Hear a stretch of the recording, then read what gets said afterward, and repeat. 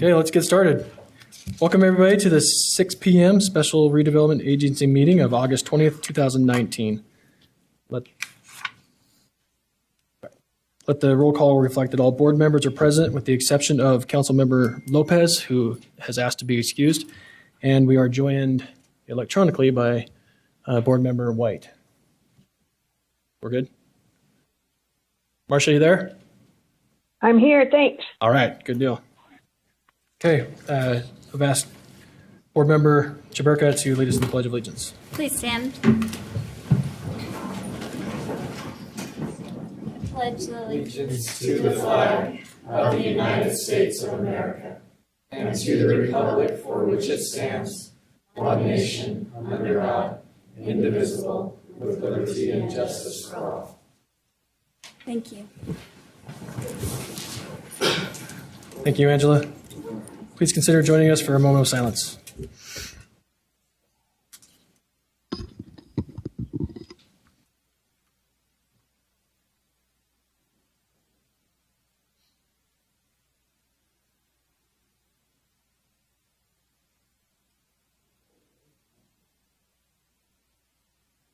Thank you.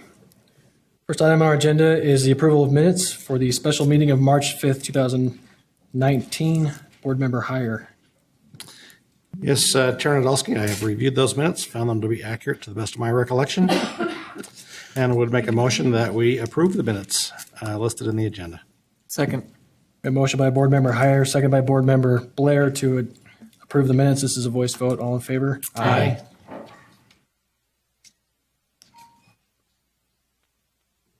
Any opposed? Sorry, aye. Okay. Any I opposed? couldn't find the unmute button. That's okay. If the silence was anywhere as awkward on your end as it was on ours, it'll be okay. Any opposed? That passes. Next item is, before we continue, actually, I need to clarify. We've got a little snafu in our agenda today. We've got a lot of folks here for the arts grants portion, but we'll also be hosting a fact-finding session at 7 o'clock tonight on the arts. And it turns out that our bond counsel on one of the items on our agenda today at 6 p.m. noticed that item for 7 p.m., the exact same time as our arts grant. So since we can't go back in time and change the newspaper ad to 6 instead of 7, we're going to try to accommodate both of those items back to back, obviously not both at 7. So if we finish the 6 p.m. session a little early, we cannot get to item 4B until 7 p.m. legally. So if we wrap up everything else in this meeting before 7 o'clock, we're going to need to take a small recess, come back at 7, finish that one item, wrap up this meeting, and then we'll get right to the arts. It's not this meeting. What's that? We're going to do the city council meeting. Yeah, that's for this. This is the redevelopment agency meeting. Right. Thank you. Sorry. There's a couple meetings going on. So I don't want to have to repeat myself later, but you all remember that. But for those of you that are here for the arts fact-finding session, we just want to make you aware of that snafu. We will manage it. And we're welcomed tonight by former council member Amy Wicks. Thank you for joining us. Good to see you again. Okay, reports from administration, fiscal year 2019 budget amendment. That's going to be tag team between Brandon Cooper and Lisa Stout. Thank you, Mark. Chair, members of the board, good evening. Thank you for your time. We have a heavy agenda tonight, so I will be brief. My job in this tag team is to provide a little bit of context to the budget amendment, and then Lisa will follow me with the smart stuff.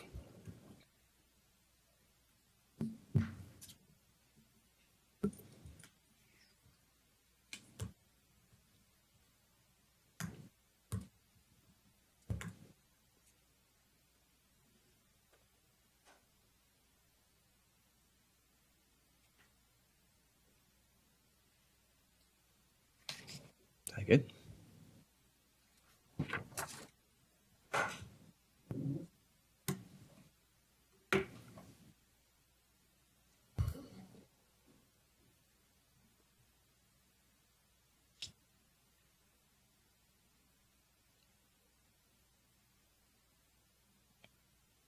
I don't remember having awkward silence on the agenda tonight, but it's item 1A and 1B We aim to please.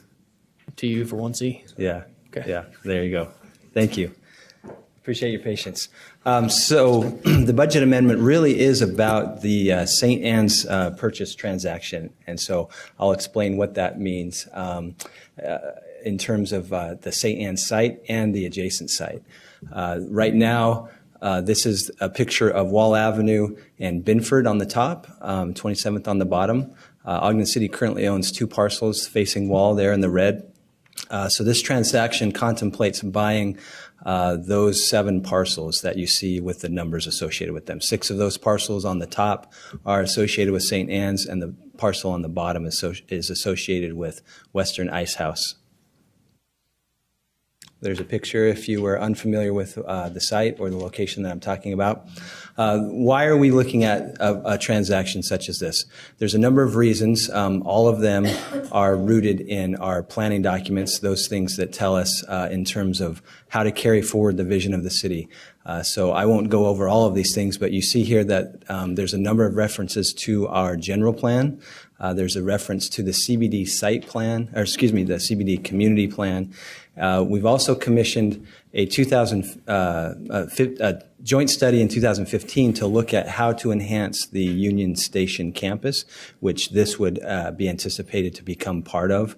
And then as part of that, jointly commissioned with the Union Station Foundation is a project charter that talks about the use of the station, its enhancement, both going north and south, and what potential uses could become of that. So really, the larger idea here is to enhance the Union Station campus into something much bigger and much more successful than it currently is. There's a number of steps that take place during this transaction. Tonight, we're talking specifically about the budget amendment, but and setting a public hearing. But there's a number of things that will need to be contemplated both by you as the board and you as the city council. This is just a detail of the actual transactions that are contemplated to take place. This is the transaction for the Western Ice House property. That purchase price is $32,000. This is a list or a detail of the transaction for St. Anne's. That purchase price is $775,000. You'll notice that is comprised of 6 parcels as opposed to the 1 parcel on the Western Ice House. So in total, there's about not quite 2 acres in the total acquisition.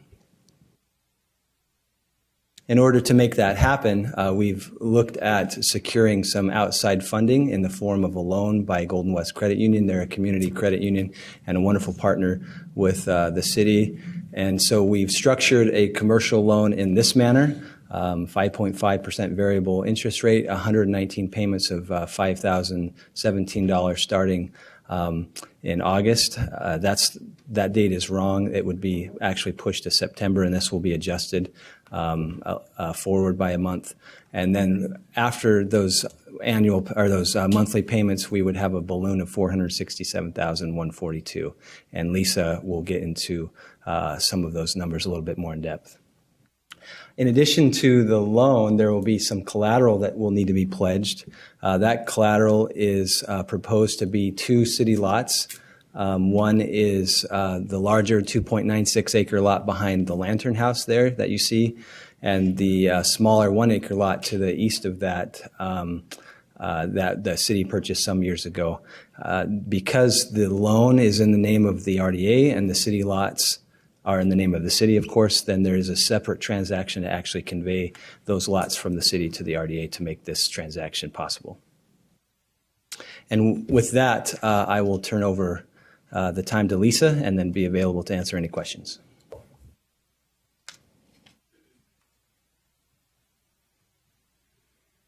Thank you. The budget ordinance that you have for consideration consists of the numbers that are listed here on this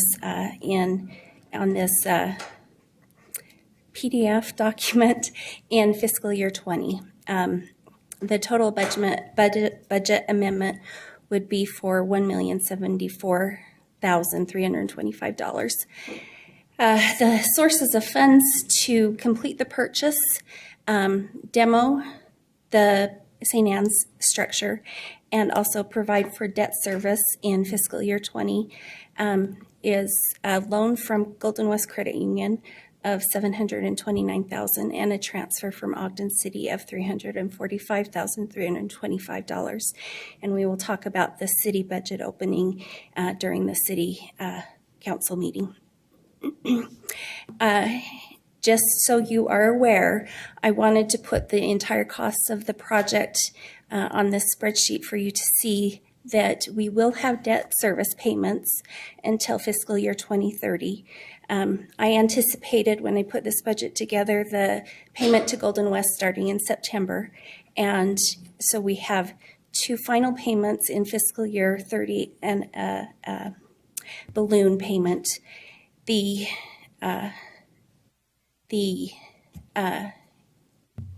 anticipation is that a developer will come in prior to that balloon being due and buy out the property and pay off the debt. However, if for any reason that doesn't happen, there will be future budget asks from the city to help fund this. Have any questions? Any questions for Lisa? I do have one. Regarding, I guess the difference between taking BDO lease revenue and paying that money versus this.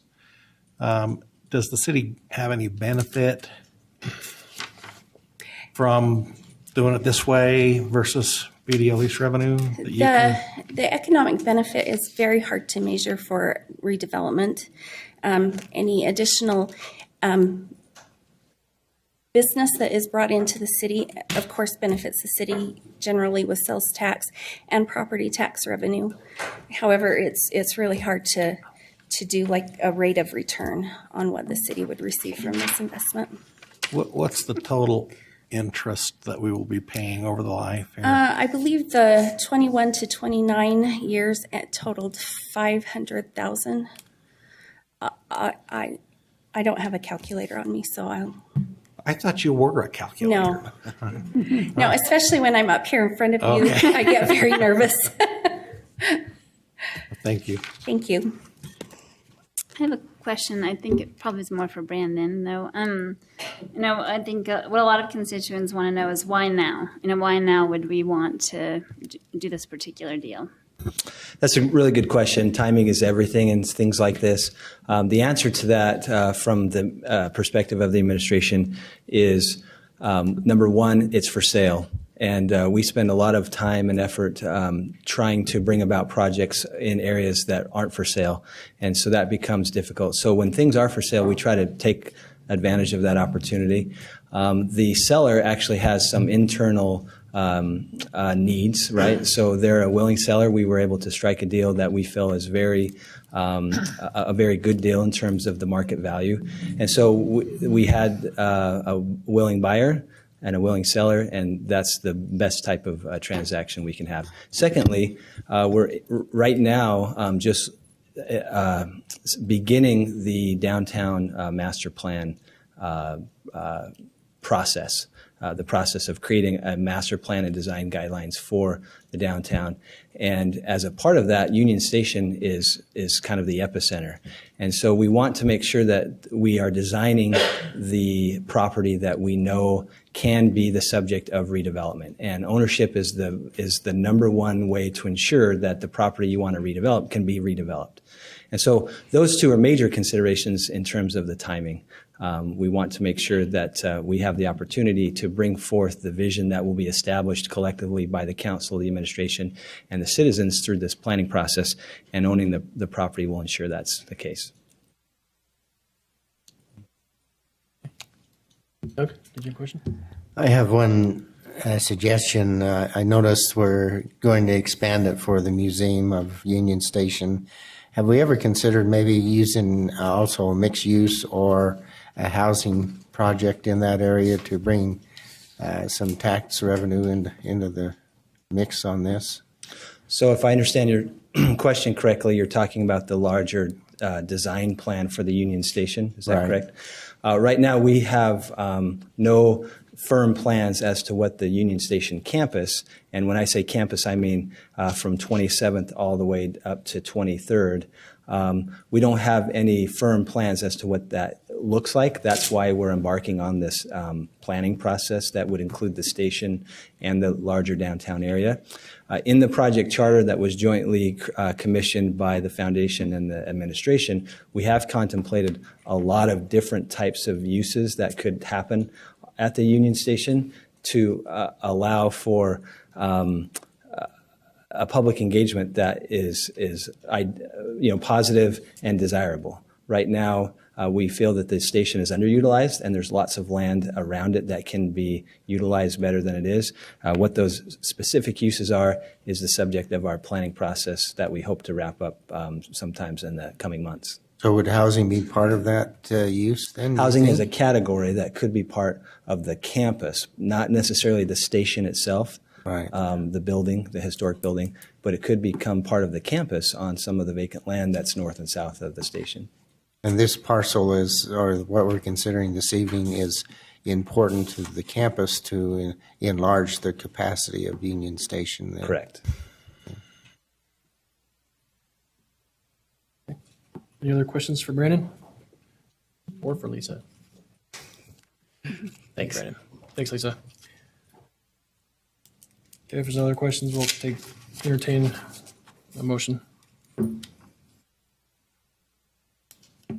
Chair, I'll make a motion that we set the public hearing for September 3rd, 2019 for this budget amendment. I second it. I have a motion by Board Member Jaburka, second by Board Member Stevens, to set the public hearing for September 3rd, 2019 for proposed resolution 2019-10. This is a voice vote. All in favor? Aye. Any opposed? Oh, wait. Marcia. Aye. Okay. Any opposed? That motion passes. So for anybody here in the audience this evening who listened to that discussion, if you have questions, concerns, or comments on that item, we hope to see you on September 3rd. Okay. I'll entertain a Motion that we to adjourn. Second. We have a motion by Board Member Chaburka, second by Board Member Heyer to adjourn. This is a voice vote. All in favor? Aye. Aye. Any opposed? That meeting is adjourned. Good. Okay, welcome everybody to the August 20th, 2019 City Council meeting. Let the roll call reflect that all council members are present except for Councilmember Lopez, who has asked to be excused for something that came up that was urgent. And we are also joined electronically by Councilmember White. Marcia, can you say hello? Hello, everybody. All right, thanks. I'm getting used to this. For approval of minutes, Councilmember Lopez is asked to be excused, so we will reconsider his minutes at a later date. But for the joint work session of April 23rd, 2019, Councilmember Stevens. Yes, Chair, I've read those and they're correct, and I make a motion that we approve the minutes that have been presented this evening. So we have a motion to approve the minutes of item 2B. This is by Councilmember Stevens. Do we have a second? Second. Seconded by Councilmember Heyer. This is a voice vote. All in favor? Aye. Aye. Any opposed? That passes. Thank you, Doug. Okay. Next item on our agenda is reports from administration, fiscal year 2019 budget amendment. We're setting the public hearing. Did we want to move this up? Public comments up? Asking if he wants to move them up. Let's see if we can reduce the awkward silence a little bit here. Right. It's same presentation. Yeah. So for the folks in the audience wondering why they're going to see this twice. And why we're using different titles and names, et cetera. Exactly. Right. Yeah. This is not Groundhog Day. Same transaction, different body. Totally different now. That's right. Okay, so we'll try to start from the beginning. Thank you.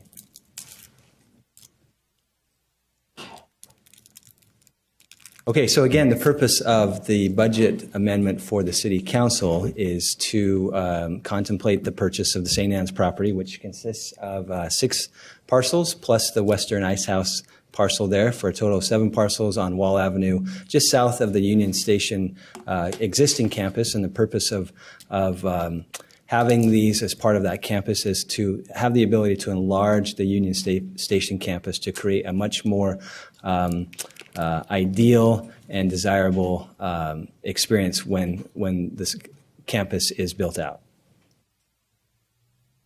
Our planning documents, our general plan and the CBD community plan really call for these types of things to happen. And so what we're doing is just carrying out what we've already envisioned to take place in those planning documents in years past.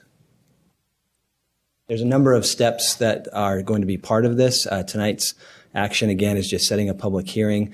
You folks will hear all of this again on September 3rd, and that is the night that we would look for action to take place on the approval of the Golden West Credit Union loan and the 2 property transactions. Here's a detail of what the Western Ice House transaction looks like. Again, it's $32,000 for the purchase of that parcel. That's 0.08 acres.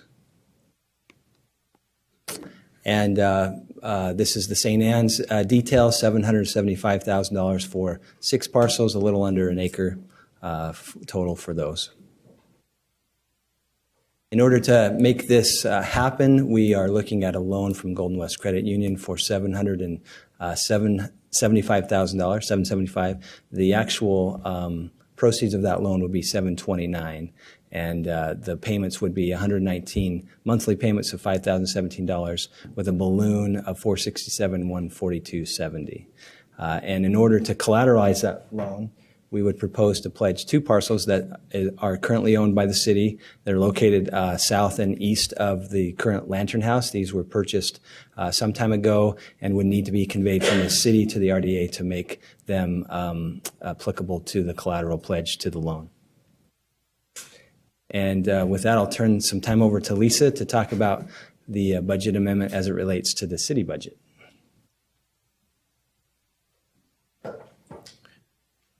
Thanks for switching up the order for us.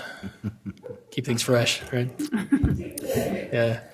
So, Councilmember Heyer, I remembered that 517 monthly payment is interest and principal, so I'm going to have to get the amortization schedule, and I will get to the interest expense. Thank you. The monthly or the annual? The annual payment?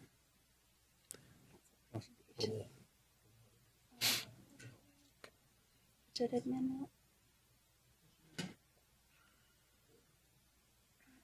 Yep, that was there.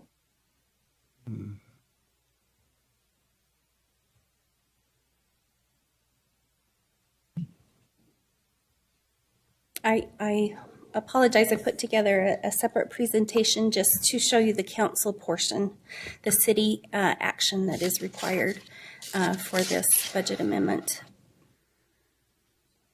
That's all right.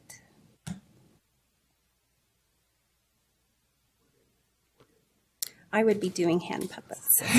So.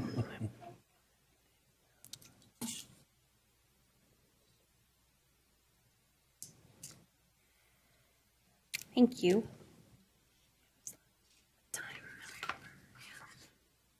It won't forward.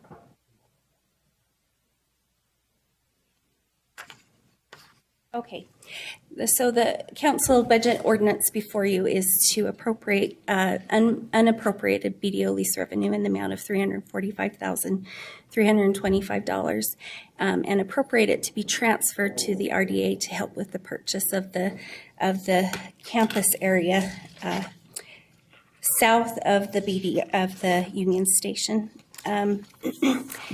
In BDO lease revenue, we currently have $2.7 million in unappropriated revenue sitting there.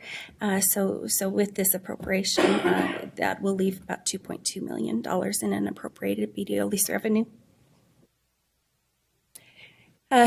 For this transaction, the $345 is necessary to help fund the purchase price, the demo, and some closing costs. And again, I wanted to remind you that there will be future budget asks if a developer does not come in and purchase this property from the city. And those are outlined here in the spreadsheet before you. Any questions? Any questions for Lisa?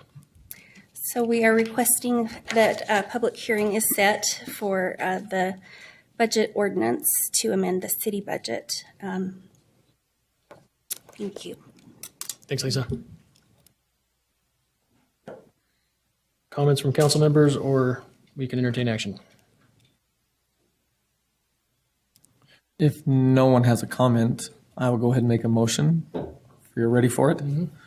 I would make a motion that we set the public hearing for September 3rd, 2019 on proposed ordinance 2019-38. Second. We have a motion by Councilmember Blair, second by Councilmember Heyer to set the public hearing for September 3rd, 2019 for proposed ordinance 2019-38. This is a voice vote. All in favor, please say aye. Aye. Aye. Any opposed? That passes. Before we move to the next item, I just want to thank Councilmember Blair for pausing the amount of time for the awkward silence, just to fit the theme of the evening. Appreciate that. Next item on our agenda is Synchrony Bank line of credit renewal. Would that be Ward Ogden? Thank you. Chair, members of the council, the item before you is the renewal of our loan that we have with Synchrony Bank. We use this loan for funding acquisition and renovation of homes and construction of new homes for our community development programs. Synchrony Bank has been a partner of ours since 2011. Since that time, we've borrowed or drawn down $9.2 million, and we've been able to accomplish 99 houses, a combination of either new construction infill or rehab and resell homes. As you've seen, you can see an example of one of our homes at 502 22nd Street here that was just recently completed. We've drawn down an average of $93,000 per home, and the proceeds of the sale of these homes is what pays the money back. And so it's a revolving credit line. Just wanted to show you the interior of that home. It turned out very nicely. Synchrony Bank has a requirement to do a given level of investment through their Community Reinvestment Act requirements. And it's a good fit for the city and a good fit for Synchrony Bank, and we have a very good relationship. All of the proceeds that are drawn down are used to benefit low and moderate income households and or neighborhoods. The loan amount is $1.4 million. It's guaranteed by $350,000 that we have set aside in a secured bank account. And so it doesn't require any new funds for the guarantee. Those funds are already in place. And we renew this loan every 2 years. So this will be the fourth renewal since 2011. The terms are proposed to remain the same, which is a 90-day LIBOR plus 175 basis points. And that rate is currently 4.36%. So it's a good rate. And there's an interest that's paid quarterly. Just have a few slides to show, just to kind of help everyone and the citizens to understand kind of what we do with this money. Renovate homes that are in pretty tough condition. Many of them are in dilapidated condition, and we target neighborhoods. This home happens to be around the former D school site, so we're trying to support the redevelopment of the school and the new homes that are going there. We also do new construction. This is on 27th and Gramercy. We've done a few homes there. All the homes are affordable here, and very nice new little cottage homes. There's another one on the street. And so this is the nature of the type of project that we do, and we'd like to continue to keep doing that. So we need a new renewal every 2 years. I recommend that the council approve the resolution. Any questions? Any questions for Ward? So those people who are purchasing the homes, what type of individuals are they? Are they teachers, firemen, or what kind of individuals are buying There's these? a broad range Okay. of people. There are some singles, some young families, some empty nesters. It really crossed the gamut. It's a broad range of people. So is there a guideline that they have to adhere to when they purchase these homes? Sometimes there is, depends on what the other funding sources are. The CRA requirements target low and moderate income neighborhoods, and some of the other funds target specifically low and moderate income households. And so these homes were purchased by low and moderate income households. So if we put our block rent funds into it or our home dollars, those have a specific income requirement as well. And so that's typically 80% of the area median income, which is about $68,000 for a household of four. Chair Nadolski, you don't always make the amount of money back that it costs you to do these renovations. That's true. How do you make up the balance? And then also, how do we pay the interest on that loan with Synchrony? The interest is paid through the proceeds of the sale. So, Okay, but if they're not making as much as it costs, then. right.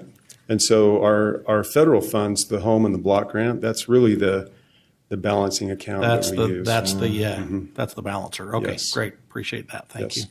So the Synchrony funds are always repaid through the proceeds of sale. Okay. Do you have any? Oh, ahead. I know we've talked about this before, but do you have any sort of estimate or numbers around how long someone might stay in these homes in particular, or what the turnover rate might be? Turnover rate, that's a good thing to study. But based on my memory, people are staying longer than 5 years. There is a relative amount of turnover. An easy way to tell is through our Own in Ogden program. Most of the people that buy these homes also use our Own in Ogden program to help with their down payment. And the turnover rate there is actually quite low. There's obviously people move, but it's 5 to 10 years and beyond. So they have to stay at least 5 years Yes, in the home? for that's the period of affordability through the home funds that we use for our Own in Ogden. They'd have to repay the funds if they don't stay. So it's not like we force them to stay in their home, but there's some incentives for them to stay.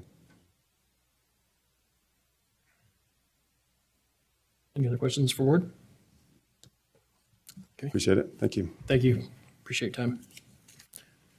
Okay. We'll entertain action on this item. There's no action required. It looks like. Oh no, that's the franchise. Sorry. Yep. I'm down one. Awkward silence achieved. Motion at any time now. Chair, I would make a motion then that we approve or we adopt resolution 2019-19. Second. We have a motion by Councilmember Heyer, second by Councilmember Blair to adopt proposed ordinance 2019-19. This is a roll call vote. Councilmember Blair, Aye. Councilmember Heyer, Aye. Councilmember Stevens, Aye. Councilmember White, Just looking for that mute button again. I found the mute button. Aye. Vice Chair Traburka, Aye. Chair Nadolski. Aye, that passes. I think there's too many halibut fillets in the way of the mute button where she's at right now. I know, right? Yeah. I don't know why you're on the phone. You should be fishing, but we're glad you are. Chair, can I make a motion to change something on the agenda? Yeah, before we do, Oh, mind yeah. if I do a quick explanation? Sure. Okay, so thank you everybody for staring at us so intently while we work through this snafu. Like we said, we need to hold item 4B until 7 p.m. So we're going to make a quick change to try and fill some of that empty time so there's less awkward silence tonight than there already has been. So before we do so, we are going to do the arts grants proposal after we make this motion and take action. And that is a public hearing. So if you are here for the arts grants proposal tonight, You will have an opportunity to speak to those items specifically when we get to that item. We are going to entertain a motion to move the public comments that are at the end, which is intended for public comment on any item, up to ahead of the arts item to try and fill that space. Okay. And would they also be able to comment on the fact-finding thing, or that'll be later? Yeah, Okay. so and if you wish to stay for the fact-finding at 7-something PM after the item 4B, we will also be collecting public feedback in that session as well. Yes. So Chair, I make a motion that we alter the agenda to move public comments at this time before the public hearings. Second. Thank you. There is a motion by Councilmember Chaburka, second by Councilmember Blair to move item 5 ahead of item 3 on the agenda. This is a voice vote. All in favor? Aye. Aye. Any opposed? That passes. Okay, we will move on to public comment. This is your opportunity to address the council on any item you wish. If you do wish to, please limit your comments to 3 minutes and state your name for the record.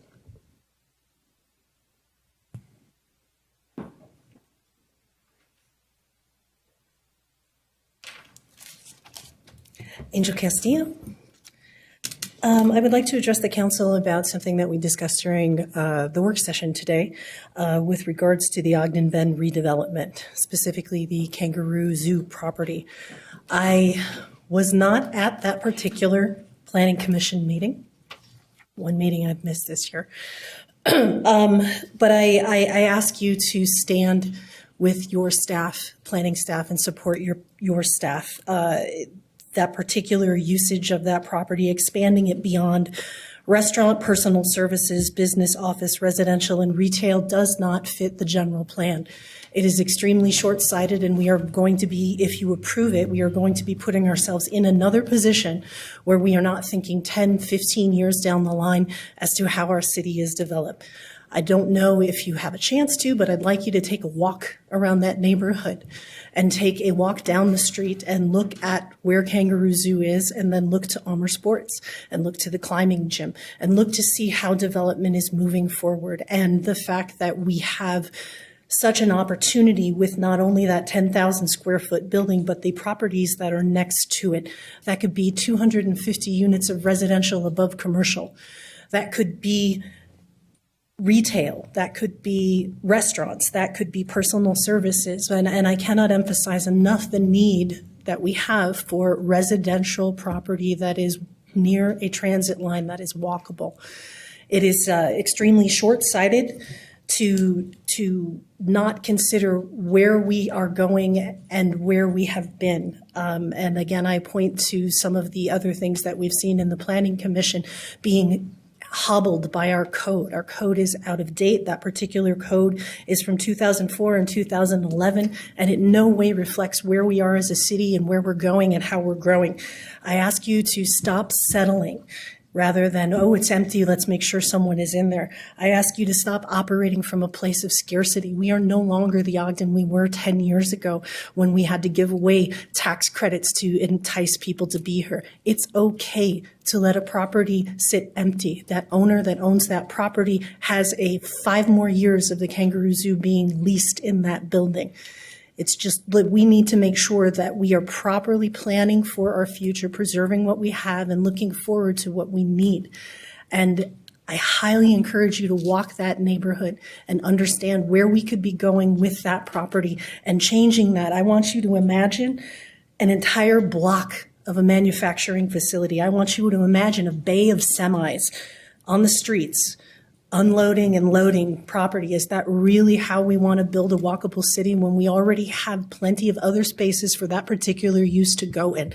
It is not for a lack of a building for that particular developer or commercial property to build their business on. Thank you. Thank you. Okay, just to clarify again, if you have comment on any item, this is your chance to address the council. If you are here to comment on the public art grant proposals tonight, we will also have an opportunity for public comment after this for that item specifically.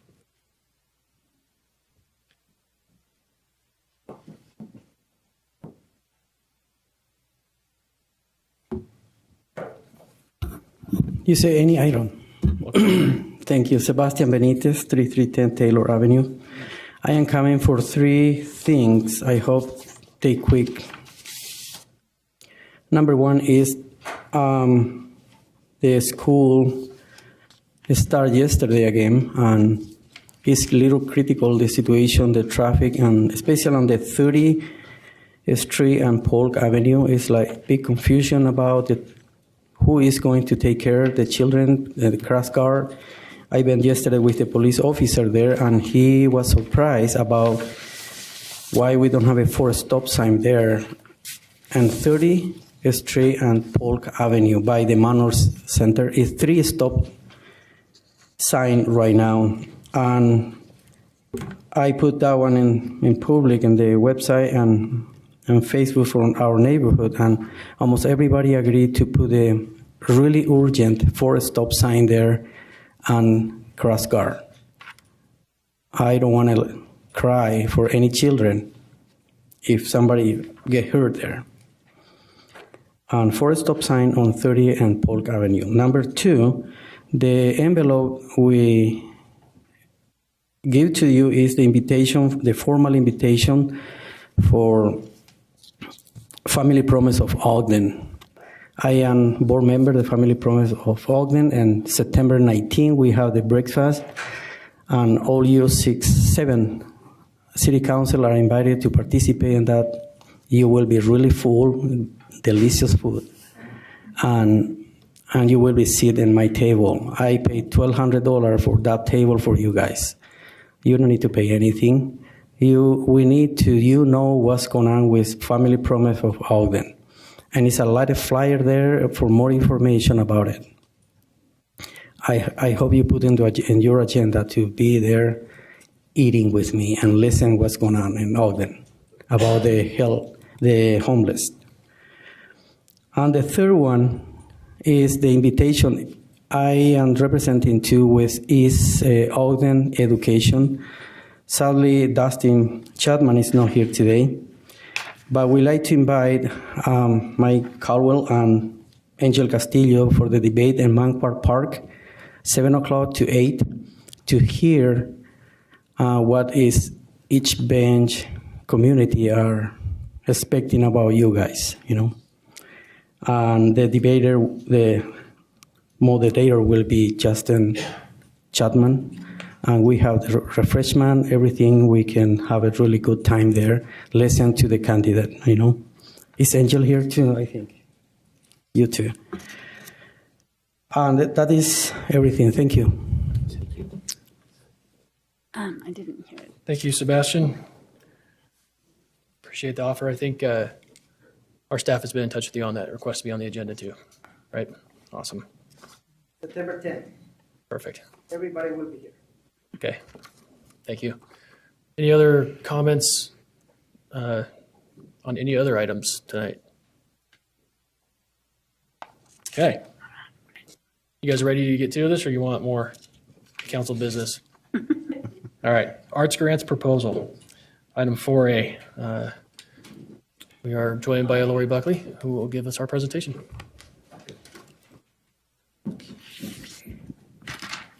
Good evening, Chair Nadowski and council members. Thank you for having me here today. And of course, thank you for all that you do for our community.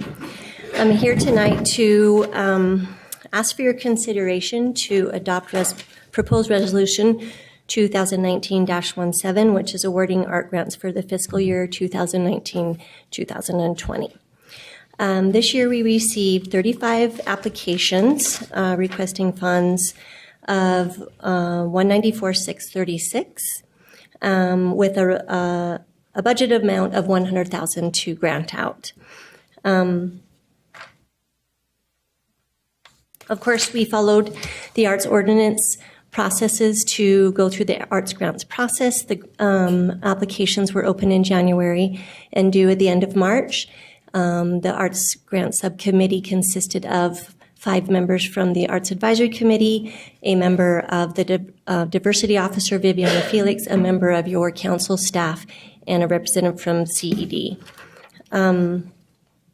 Those grants were reviewed and graded and recommended for funding to you. We have 8 general support projects that have come forward. The requested funds for general support were $74,245, and as per Arts Grants Ordinance, we're recommended to split the funding at 40% for general support and 60% for project support. So at $100,000, that gives us exactly $40,000 to give out to general support, and there's your chart there to show who is what amounts are being recommended to those organizations.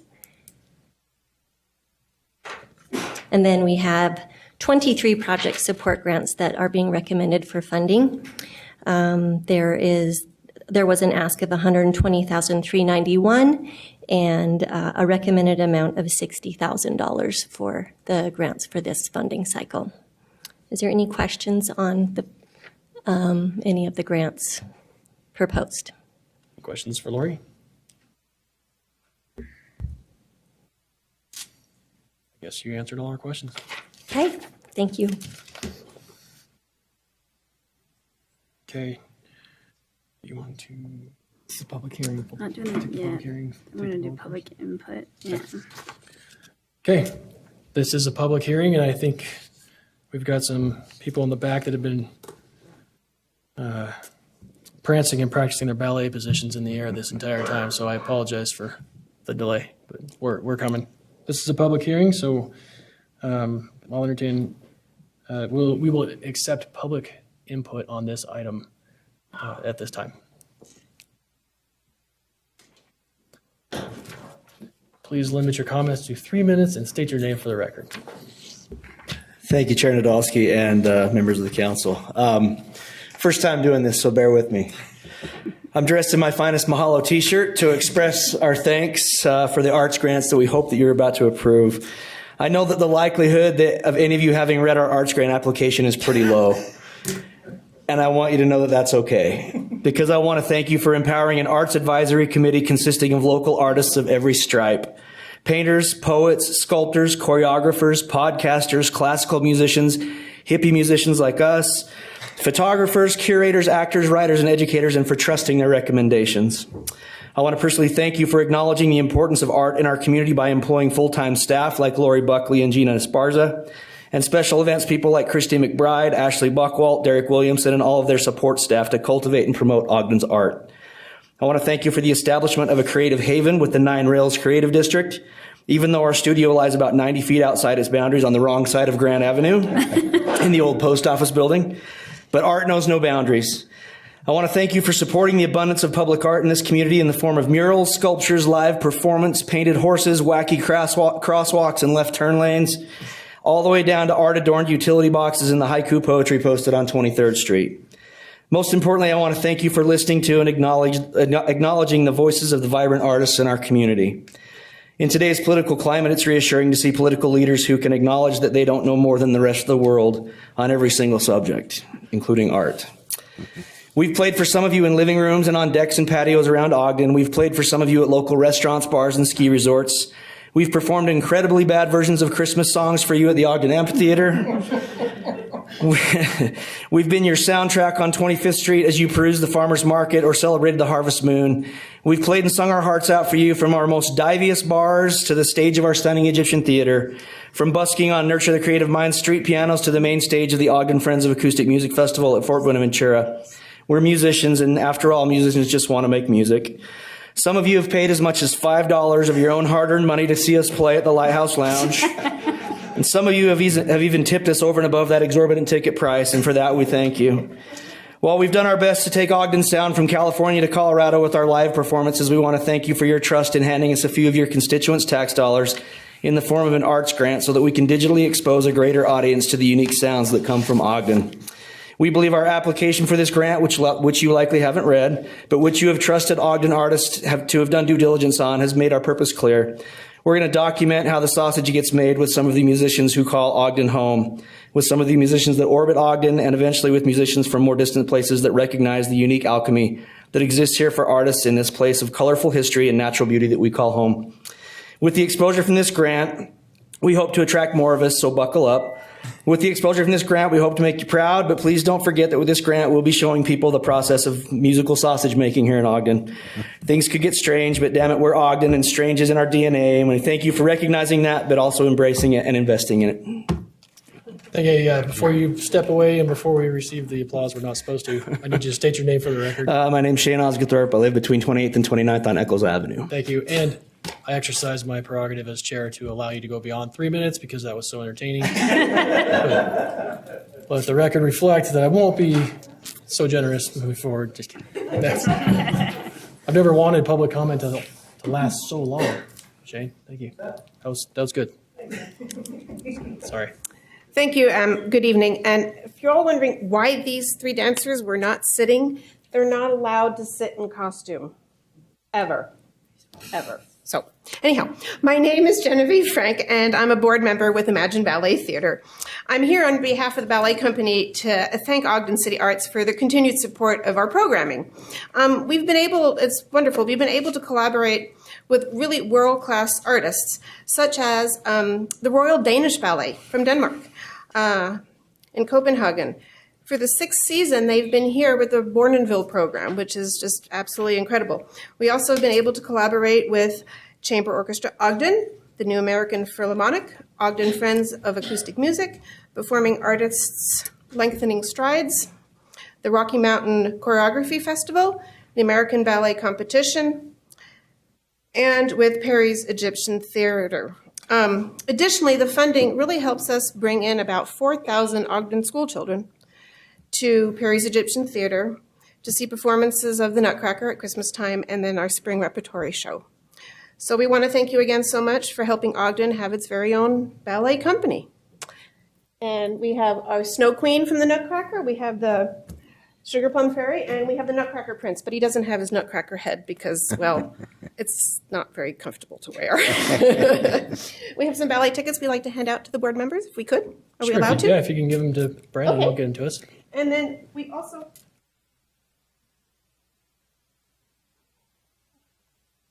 have some posters out so you can use them. Yeah, great. Thank you for your time. Thank you so much. Are they going to dance for us?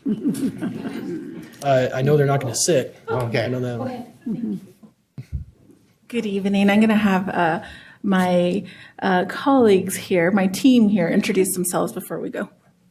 Hi, my name is Amanda Jones. I am the American Indian Senator at Weber State University, and my major is social work and my minor is psychology. Hi, I'm a member of the AIC club up at Weber State. My name is Bessie, and I am majoring in criminal justice with an emphasis in juvenile justice. And I'm Christian Pompsavon. I am the Cultural Affairs Specialist for the American Indian Council. My major is in botany with minors in anthropology and chemistry. And I'm Tashina Barber. I work at Weber State in the Center for Multicultural Excellence as a retention counselor. I also advise the American Indian Council.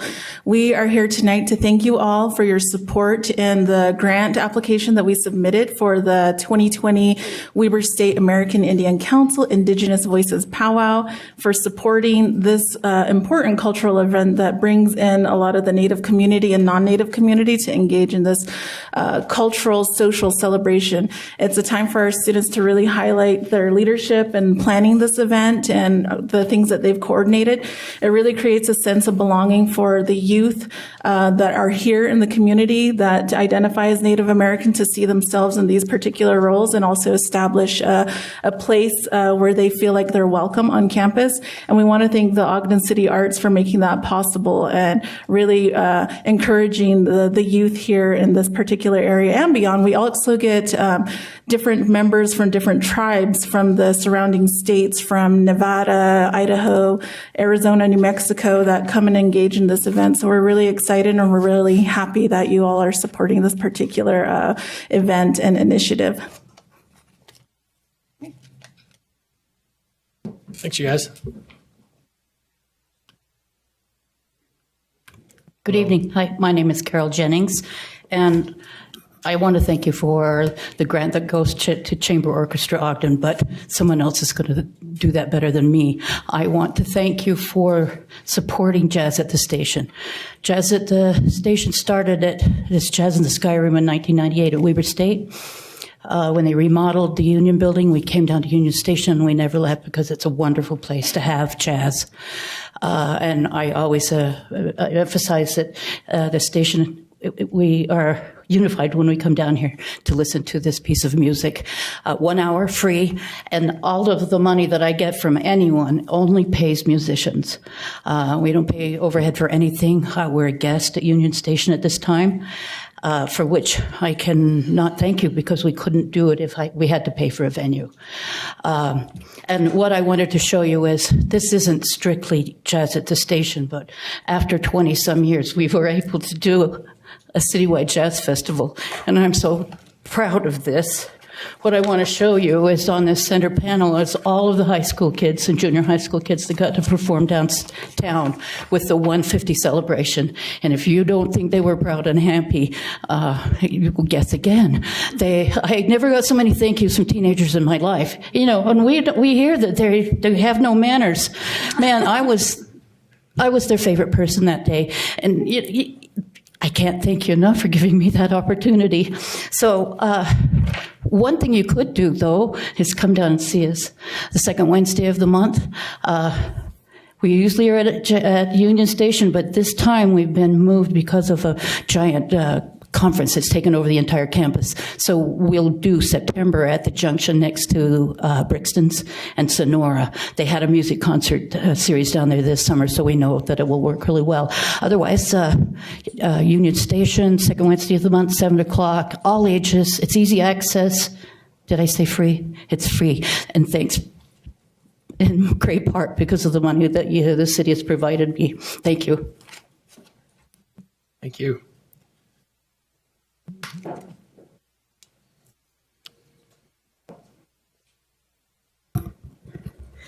I'm Amy Wicks. I'm here on behalf of Chamber Orchestra Ogden. I'm on the board. We're made up of professional, semi-professional, and amateur musicians from along the Wasatch Front, many of them from Ogden. And we are honored to call Peary's Egyptian Theater our home. We actually outgrew Union Station, which is a good problem to have. And our mission is to make classical music accessible, affordable, and enjoyable, and to provide high-quality, low-cost, professional-level orchestra concerts to Ogden. We're also able to pay our musicians, which is a big thing. We're not asking them to give us their talent for free. So we would like to thank you for the organizational support you've provided over the years. September 21st is the opening concert for our 2019-2020 season. And the theme this season is exploring the world through music. So on the 21st, we'll have music from China, the Czech Republic, and Spain. And tickets are $8, which is really affordable. You can get them through the Egyptian Theater box office or through Smith's Tix. And something we do, which I think is a huge benefit to the community, is active military veterans and their families are admitted without charge to all of our concerts, as are music students from 8 to 18. So we have students who are able to attend our concerts for free and hopefully give them an experience that will give them a lifelong love of music. So there's that. And then I'm here wearing another hat. I'm also on the board of the Nature Center, where you have given us funding for the Earth Day poster contest, as well as a summer concert. And that's exposing the Nature Center to a new group of people. It's a great opportunity for the kids to have their posters displayed. And the concerts bring people from all over the Wasatch Front and expose a whole new group of people to the Ogden Nature Center. So I just wanted to thank you for your support for both of those organizations and both of those things. So thank you. Thank you, Amy.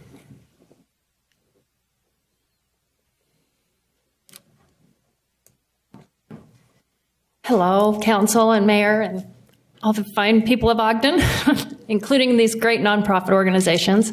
Thank you so much for supporting art in Ogden. I'm so proud to be part of the vibrant scene, which is Ogden art scene, in the form of the music festival we bring to Fort Buenaventura at the beginning of summer. We've had 12 amazing years of music. What we do is have a mission to expose youth to traditional instrument playing, and we actually give them an opportunity to play. We work with Imagine Music brings out instruments, and we have an instrument petting zoo at our festival. So kids are getting their hands on. And what we're proud of the Ogden Music Festival is that we have families who return year after year. And we have several young musicians who are now away at college studying in Tennessee, and it's really exciting. So thank you for our funding, for our general support, which the Ogden Music Festival, for one. Also, we do an annual snow foam concert in the middle of winter. We found there was a void at Perry's a little bit with Sundance gone, so we, in addition to the concert that we'll be having January 24th featuring Amy Helm, she'll be doing a daytime concert assembly for high school kids. And we try to do that whenever we have a show at the theater. We've also been doing a free to the public show in conjunction with our festival that's held at the downtown Ogden Amphitheater. And I would like to thank Christy and Ashley and Lori and everyone here with Ogden Arts. Kids are free, 16 and under, to every event we do. And we have another special program that I'd like to tell you all about. It's to cap off the events of Spike 150. And it's been 5 years in the making. And the Kruger brothers are the band that inspired me to bring this great music to Ogden. A world-class banjo player, Jens Kruger, has an original composition that is going to world premiere on November 2nd at the theater, and I'd hope you'd all would be there. It's going to be called Crossroads Ogden, and it's in collaboration with Chamber Orchestra Ogden with Michael Palumbo, and Raymond Van Mason is choreographing original ballet. It's going to be a beautiful thing. 5 years in the making, and it's all original music, all about Ogden. That will be Ogden's own. So I hope you'll attend, and I hope to see you out at the music festival. Thanks for everything. Thank you. Before you sit down, can we get your name for the record, just for the recorder? Yes. Thank you. My name's Michelle Tanner with Ogden Friends of Acoustic Music, OFOM. Thank you so much. Okay. Please state your name for the record and limit your comments to 3 minutes. My name's Hannah Bocut. I'm with Lantern House. I got to hear about the transaction of our building earlier, so that was fun. I want to thank you guys for supporting our arts programming last year. I might be working for a homeless shelter, but I actually have a fine arts degree in ballet, so all the girls in the tutus, I've been there before. I really believe in the transformative power of art, and it's been great to be able to bring painting and drawing and dance classes to our homeless community, and I hope we get to do that again. Thank you. Thank you.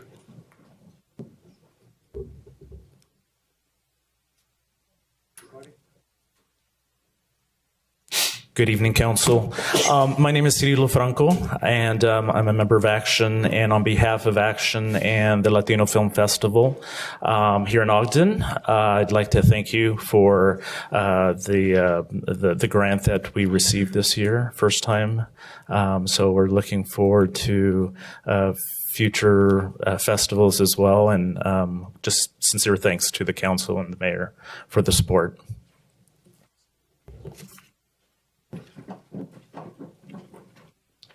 Hi, my name is Annette Foster, and I'm here representing the Project Success. Gerard Sawyer, I'm here representing Project Success, and Ms. Betty Sawyer.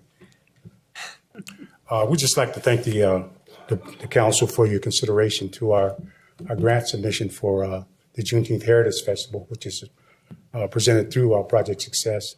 We've enjoyed doing it. It's been a great event that we've hosted for well over 30 years. Just speaking to the issues of diversity within which is probably the strength of Ogden. And, we have a large number of people. We have the festival atmosphere, good food, entertainment, things of that nature, and it's always been free to the public. So we thank the City Council for your support, and we pray that things consider to go well for you. Thank you. Thank you. Thank you. We'll be sure to tell Betty that you represented her very well. Tell her out there, and you tell her husband. I will. You did it. If you say it, she won't listen, right? Okay. All right. But you're going to owe me one later. Good evening. My name is Lydia Gravis. I'm the director of the Mary Elizabeth D. Shaw Gallery at Weber State University. We applied for a general support grant, and I just want to express appreciation to the council for your consideration.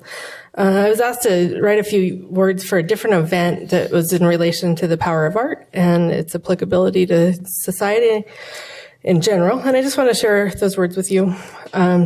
Many view art as a luxury, something for the privileged few, something you get to do when you aren't caught up in the stresses of everyday life. To some, art is about personal expression or about bringing attention to beauty. To some, it's about starting a revolution or bringing attention to injustice. The fact of the matter is art can be many things and serve many purposes, but no matter the context, creativity is a part of what makes us human. And in a beautiful way, visual language can at times transcend the barriers of spoken and written language. Ultimately, it can't be disputed that art can give a voice to people who might not feel heard. It can be used as a catalyst for change or a tool for advocacy. It can create a sense of agency in a world where individuals feel an overwhelming sense of powerlessness at times. With that, I just want to share a little bit about the Shaw Gallery. It's at Weber State University. We served over 18,000 people in the last 12 months. Thousands of those people were gallery visitors or people attending lectures. Thousands of them were little kids attending either outreach field trip programs or a program we call Arts in the Parks, which my colleague Todd Oberndorfer back there, say hi, Todd. He's our outreach manager and he runs Arts in the Parks, co-directs that program. This was our 10th year, and we take arts to the parks of Ogden as a way of reaching out to the children of Central Ogden. 37% of our annual budget for the gallery comes from institutional funding, and 63% comes from privately donated funds or endowments or granting organizations. So the reason I bring that up is some people might think, well, why is Weber State asking for general support money when all of these smaller organizations are also in need? And I just want to say that not all of our money comes from the institution. We rely pretty heavily on other sources. We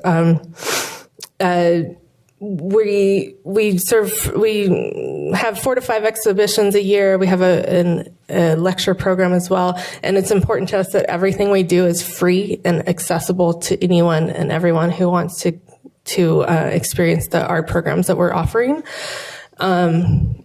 Sometimes what we offer is aesthetically beautiful and offers a visual respite from stresses of everyday life. And sometimes what we offer in our programming is uncomfortable and really pushes cultural boundaries and things like that. I just want to end with sharing a comment from a gallery visitor. Last year we brought in a show that addressed the disproportionate amount of violence against Black males in our society. It was a really powerful show.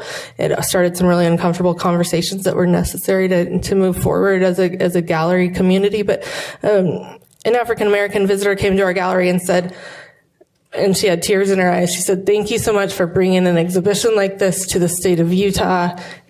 This is a state where Black people sometimes feel invisible, and for your institution to bring a show like this to Utah is very meaningful." And I just wanted to share that was some pretty powerful feedback that I thought was worth sharing. So I appreciate your consideration for funding a general support grant for the gallery. Thanks. Thank you.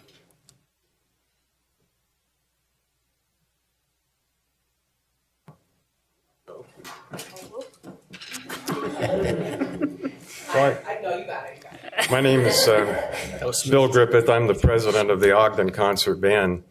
We've been around a long time, and the city of Ogden has supported us for a long time, not just in the recent process by which we submit requests for grant funding. Back to the 1970s, I think, and we have been primarily associated with Weber State University until recently. We just made a move to Ogden High School, and our home base will be Ogden High School now. In the past, we've given concerts at Weber State University and then typically at Perry's Egyptian Theater. Now, we'll be having our rehearsals and giving our concerts at Ogden Ogden High School. Great auditorium. So we thank you not just for the grant funding that you've awarded us this year, but for the many, many years that you've supported our band. This is a very, very good band. You should come out and listen to it. Thank you. Thank you. Hi, my name is Camille Washington, and I am here representing Onstage Ogden, formerly known as Ogden Symphony Ballet Association. I'm sure most of you have known us by that name. We rebranded earlier this year.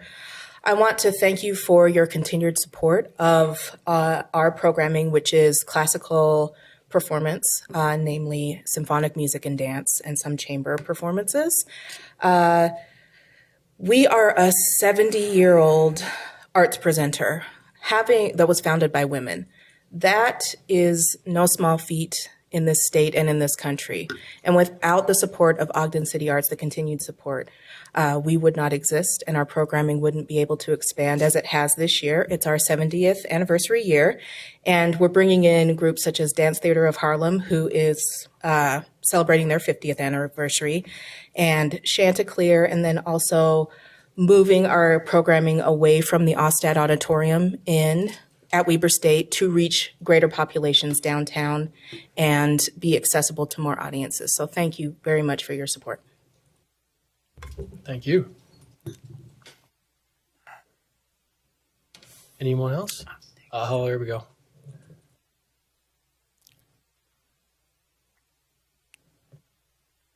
Hi, my name's John Worthington.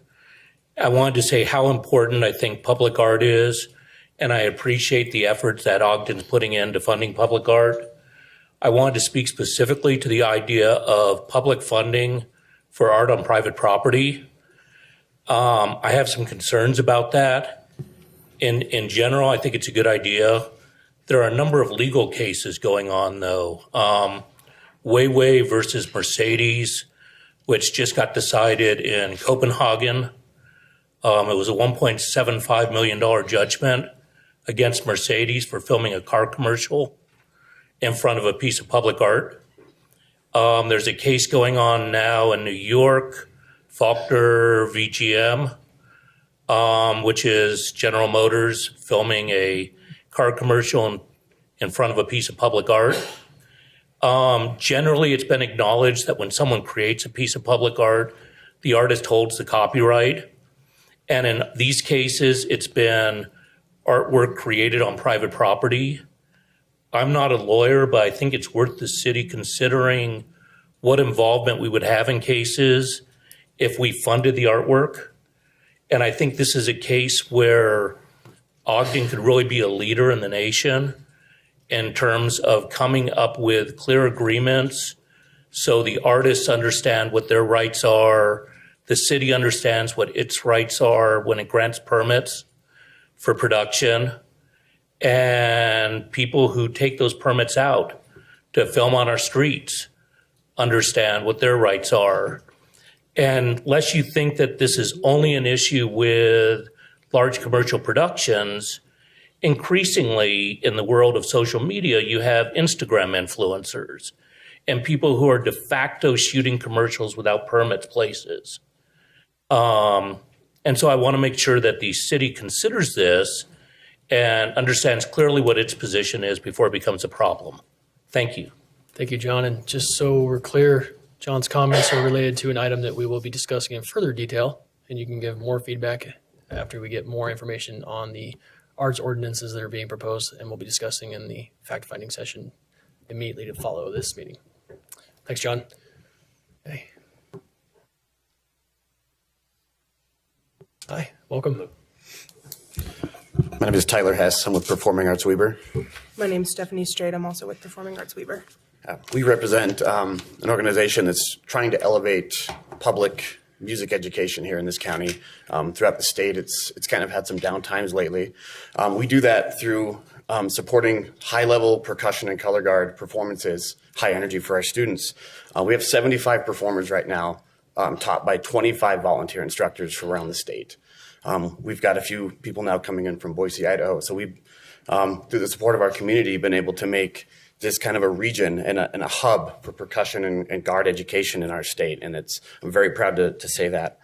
Some really cool information we've gathered from our students. 97% of our performers last year said that our organization and the performing arts have helped them build self-confidence and personal excellence within their own lives. We have 100% saying that their leadership skills are improved. 75% of our performers are now teaching or volunteering at local high schools, teaching music. 83% of our performers are now in college on a scholarship somewhere. So I can't thank you enough for supporting the arts and helping us bring the arts to more and more students within our community. Thank you. Additionally, one of the grants you've funded for us, you funded 2 project grants for us. One of them is for a clinic series that we host annually. That is open to all high school students, some middle school students, anyone who wants to come and enjoys this activity. They're meant to be audition clinics for performance, but they're open to anyone who wants to come learn, which is really excellent because a lot of high school students come in and learn from this very high level staff, and then they take what they learn back to their schools and help build the programs from within. And so our whole goal is to build the arts through excellent experiences, and this is a very high level of competition. We're just so excited to be able to offer that high level of achievement and all of the personal benefits that come.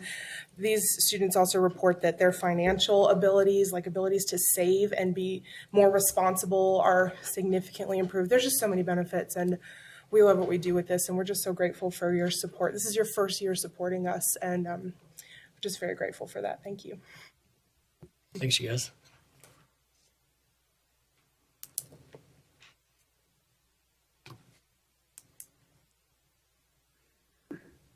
Hello. Hello, Alicia Washington with Good Company Theater. You heard from our co-director earlier, Camille Washington, if the hair doesn't give it away. But we own and operate Good Company Theater, which the council has been supporting through the arts grants since really we opened in 2012. We're getting ready to enter our 8th year, but this year we are producing 8 shows.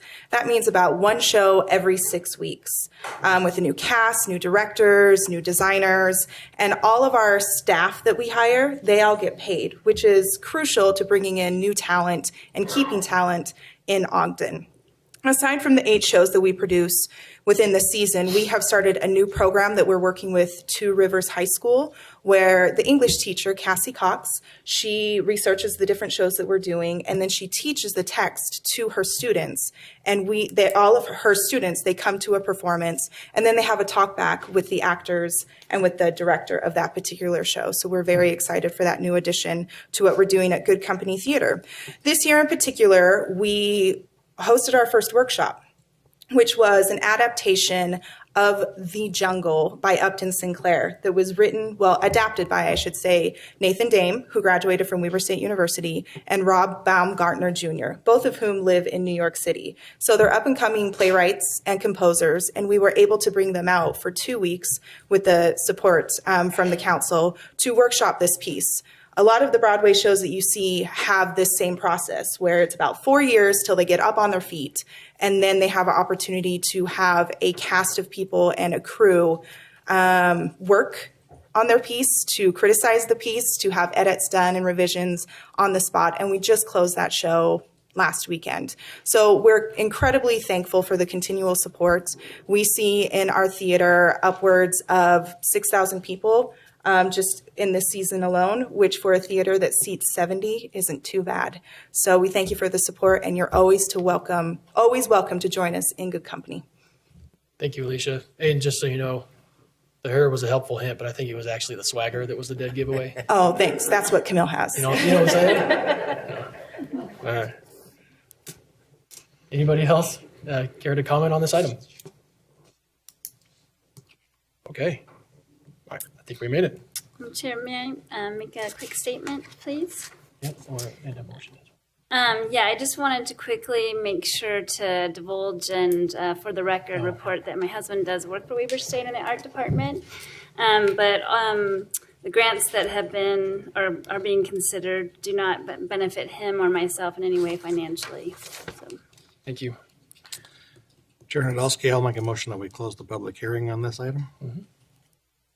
Second. We have a motion by Councilmember Heyer, second by Councilmember Blair to close the public hearing. This is a voice vote. All in favor, say aye. Aye. Aye. Any opposed? That passes. Chair, again, I have a motion I'd like to make. Please.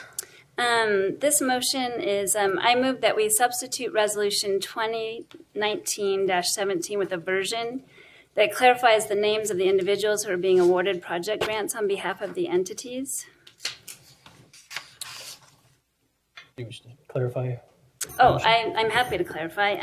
We realized in the process of creating the fact-finding session, I believe, or I don't know if Amy, you would like to explain it just a little bit? Yeah, excuse me. Yes, I'm very happy to explain it. So the ordinance is a little bit unclear with who is basically able to receive grants. So it lists nonprofits and individuals. It doesn't list other groups. A lot of the groups that applied aren't necessarily for-profits, but aren't certified nonprofits as well. So this goes into depth just to indicate the individuals that will be the recipients of the grants based on that. And there will be in the coming months a clarification coming forward to help clarify that further within the code. Correct. So this motion will just help us to do that tonight. Thank you, Angela. Still need a second on the motion. I'll second. We have a motion by Vice Chair Taberka, seconded by Councilmember Heyer to substitute Resolution 2019-17 with the version that clarifies the names of the individuals who are being awarded project grants on behalf of entities. This is a voice vote. All in favor? Aye. Any opposed? That passes. Follow-up motion. Chair, I'll make a motion to adopt substitute resolution 2019-17. Second. We have a motion by Vice Chair Taberka, seconded by Councilmember Heyer to adopt substitute resolution 2019-17. This is a roll call vote. Councilmember Heyer? Aye. Councilmember Stevens? Aye. Councilmember White? Yes. Councilmember Blair? Aye. Vice Chair Taberka? Aye. Chair Nadolski? Aye. That passes. Thank you, everybody, for being here tonight, for all the contributions you guys have made to the arts community, to our community. And thank you for enduring all of the procedural stuff that we have to do to make sure that y'all can do what you do, right? Chair, we need to Chair thank Nadal. Lori for her participation and guidance in this. Yeah. Yeah. Big thank you to Lori and to Christy and to Jake and everybody who was involved in the process. But we do have amazing staff in the administrative side to help bring all of this community together. So thanks a ton, you guys. Councilmember White, did you have a comment? Yeah, I'll just do a really quick comment. You know, I'm on vacation, but this is so important that this is my favorite meeting of all times every year. So I appreciate everything that's going on and just love to see, I'm watching it on Facebook Live and just love to see the voices and faces. And I thank you everybody for what you're doing and making our community so much better. So thank you. Thank you, Marcia. Comments from other council members? I have just 3 words, 35,000, diversity and contribution. The 35,000 goes back to when we were starting the arts program, and that's how much we were granting to the art grants was 35,000. Now we got up to $100,000, so we've made great strides in that. Diversity, you can see tonight of all the diversity of arts that are in our community. And that weaves the fabric of the city we live in. And so each one of you contributes to that diversity, adds to the quality of life that we have here. And the contribution is endless. Each one of you and in your organizations have contributed to not only to the culture of Ogden, but the success of Ogden. And I thank you for that. It's a great pleasure to see such a vast number of opportunities for anyone that lives in our community of sharing and contributing to the arts that we have here.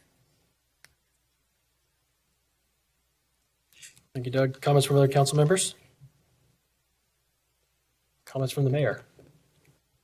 You bet. This is a personal passion for mine, and I want to extend my gratitude for all of you that create this amazing culture for arts and what happens in our community. A lot of you know I had the opportunity to set up the RAMP program when that was elected by Weber County voters to give grants in the RAMP process. And so, Shane, I'll assure you I've read thousands of arts grants over the years. I managed that for 6 years, and I've got a chance to work with a lot of you on a lot of different things. And it is amazing what happens. I had a council member from Park City grab me at the Utah League of Cities and Towns conference and say, "What are you guys doing? All we are hearing about in Park City is what an amazing arts and cultural push you guys have made in Ogden." And that's you all. We can help set it up, we can support it, we can do other things, but it's you all that help create and define that. And so we really do appreciate that. I also want to thank our staff. I know that just in the last 4 days, if you can imagine everything that they've done, they had the Extreme Home Makeover reveal and 1,000 hours in front of that. On Thursday, they had the Enable Industries concert on Friday, the Twilight concert on Saturday, the Nine Rails Creative District on Sunday. These guys work tirelessly. I don't know how they're vertical and take nutrition. Sometimes you are very important to all of us. We appreciate all the work and effort you guys put into this and the support you provide to this community. It's really important to us. So thank you all very much, and you all keep doing great things that we can support. Thank you. Thank you, Mayor. Okay, we got that one other item. We made it past 7, so we'll take care of this item, and then we'll move into our next fact-finding work session scheduled immediately thereafter. We hope many or all of you will stay for the arts ordinance that's being proposed that we wish to hear from all of you. Okay, next item is item 4B, Series 2019 Franchise Tax Revenue and Refunding Bonds. Who is? Brandy. Brandy. Thank you.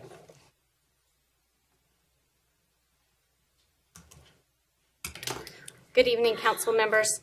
The Super Parameters Resolution 2019-14 was adopted on July 16, 2019, authorizing the refunding of the 2007 Series Municipal Building Authority bonds originally used for Lindquist Field, and the issuance of new bonds to finance lighting and structural improvements and repairs at Lindquist Field, and energy-saving measures and improvements at city-owned facilities. Tonight, you will accept public comment on Super Parameters Resolution 2019-14, adopted in July. The Pricing Committee will need to meet around the week of September 9th to provide final approval to set the rate, with an anticipated bond closing the week of September 23rd. I know you are all very familiar with Laura Lewis. However, she had a family commitment tonight and is unable to be here. So her designee is Nathan Robertson. And on behalf of administration, I want to thank Nathan for being here, and I am pleased to introduce him. Mr. Robertson joined Lewis, Young, Robertson, and Birmingham in 2006. As a member of the firm's production team, he works closely with relationship managers to provide quantitative analysis, credit ratings, presentations, and other services to several cities, school districts, charter schools, and water districts. Some of his experience includes helping complete over 100 bond transactions totaling over $2 billion, strong background of long-term financial modeling, quantitative analysis, and debt structuring, and has participated in a wide variety of construction and refinancing transactions, including general obligation, water, sewer, lease revenue, tax increment, charter school revenue, special assessment, and franchise and sales tax revenues. Mr. Robertson will be presenting the project and financing of the 2019 revenue and refunding bonds not to exceed $7.5 million. Nathan?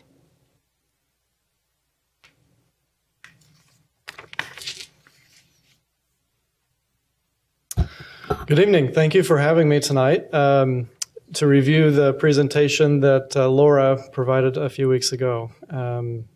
Wanted to hit some of the highlights of that and give some additional information that has happened since that time and answer any questions should there be any.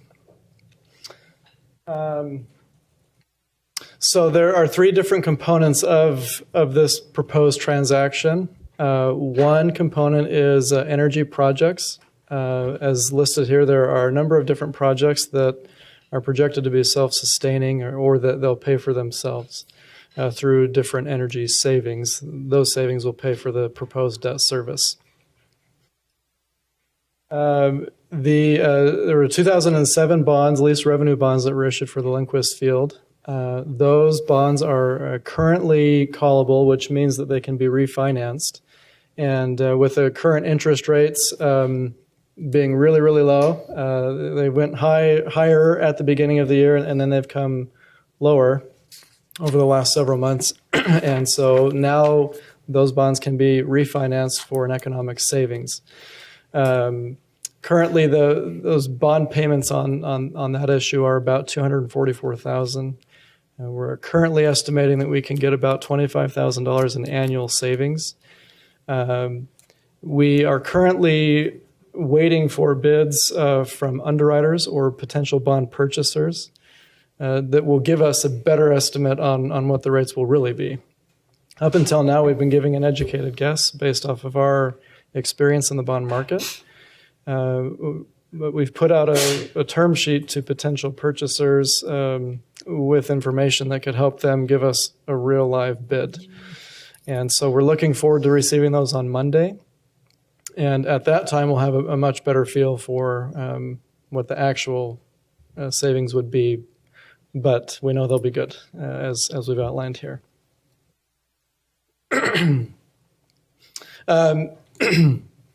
There will also be, the third component is some improvements to Lindquist Field. The idea or the goal is to add that component into the 2007 refinancing to maintain about an equal payment as the 2007 bonds, so that from year to year, your obligation will be about the same as you're currently paying. We will extend just a couple years, as I'll share here. So on the ESCO side, on the energy project side, the construction need is about $4.5 million. We're building in some capitalized interest, which we borrow money to pay on the new bonds until the construction is complete and revenues start to flow. So that way, revenues can flow before the first out-of-pocket expense is required. That first out-of-pocket payment will come in fiscal year 2021, somewhere between September and January, where it's a little bit fluid still as we're working out the financial aspects of it. But it will be within that same year, and that will keep in the same footprint as the 2007 bonds. And the payments on this portion of the 2019 bonds will be paid from the energy savings. So those projects are self-sustaining. As we can see here, these are the estimated savings as provided by McKinstry, who you've been working with. And so this just gives a little context of the payments themselves, that on the ESCO side, the annual payments will be at or below these figures. So if we go into a recession, does it affect those savings that you listed there? I'd have to ask McKinstry. I mean, that's a good question. I think the savings are based off of certain usage rates and things of that nature. But I don't know the mechanics of how McKinstry's come up with their savings estimates. From the bond side, what I can say is once the bonds are sold and they're outstanding, the rate is the rate, so the payment won't change. Okay. But we can seek some clarification from McKinstry on the savings component. So this is just a visual. The far right column shows the difference. That none of those are negative is what we're shooting for. As we refine the numbers, we'll get all of those to below $5,000. Bonds are typically issued in $5,000 increments, and so we'll get these all to within that. We'll just try to maximize each year.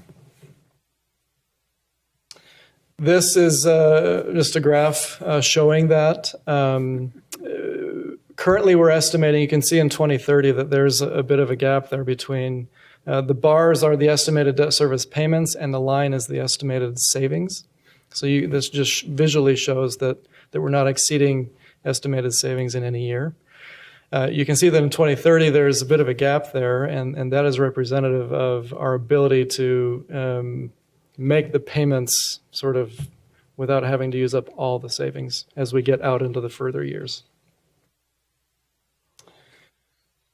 The third component is the Lindquist improvements. This will be, as I mentioned earlier, added on to the 2007 bond payment structure. The 2007 bonds go through fiscal year 2028, and so we'll add the Lindquist on to the end of that. So up until 2028, this new portion will just have interest only. That helps us stay as close to that footprint as possible. And then we'll only have to have 3 principal payments on that portion of the bonds. So again, this is just a visual representation of that. So the blue bar is the 2007 refunding, so the 2009 portion. So you can see compared to the gray line up on top, that is the savings. And then the dark red is the new Lindquist improvements. So we're striving to keep as close to that line as possible. So in summary, the projects are, the ESCO side will pay for itself, and the 2007 bonds refunding in connection with the Lindquist improvements will stay within the same footprint. So no city revenues are being strained with this bond issuance. The pledged revenues are franchise revenues, and the objective with that is to get a better bond rating or credit score, which then reduces the interest rates that the city will be required to pay on the bonds. Other pledges are suitable, but might provide a higher interest rate, and so we're trying to find the best way to execute this financing for the city's needs. So this is just a highlight of where we are within the process. As Brandy mentioned, there was a super parameters that was adopted in July. We're here at the public hearing tonight. We went to the bond rating agencies about 2 weeks ago, a week and a half ago, and we anticipate receiving a rating later this week. And as I mentioned previously, we'll receive bids from potential bond purchasers on Monday. And so with that, we'll be able to proceed towards an official bond pricing and a closing in mid to late September. And that is the highlight. Are there any questions? Any questions from the council? I have one. What do you anticipate the rating will be? So we're anticipating that it will be the same as the 2016 bonds, which from Standard & Poor's was a double A minus, which from the bond rating standpoint, AAA is the highest you can get, and then it goes down to AA plus, AA minus. So it's a really solid rating. Okay. That's what we're anticipating. The rating agencies play things a little close to the vest, as you might imagine. But we haven't received any warning signs, if you will. And do you have a feel of how the bond market is looking at the present time? Good question. The bond market is really good. The key interest rate indicators are at near record lows, which is good for the bond market, not quite so good for our 401k. And so with that, we're anticipating a really solid response from the bond market on this particular transaction. I couldn't say or give us an estimate on what I think the rate would be, just because there is some fluidity from day to day. But we do anticipate that it will be received well within the bond market. I hope that was specific enough. Maybe not quite, but any other questions? Any other questions? Thank you. All right, thank you. Appreciate it.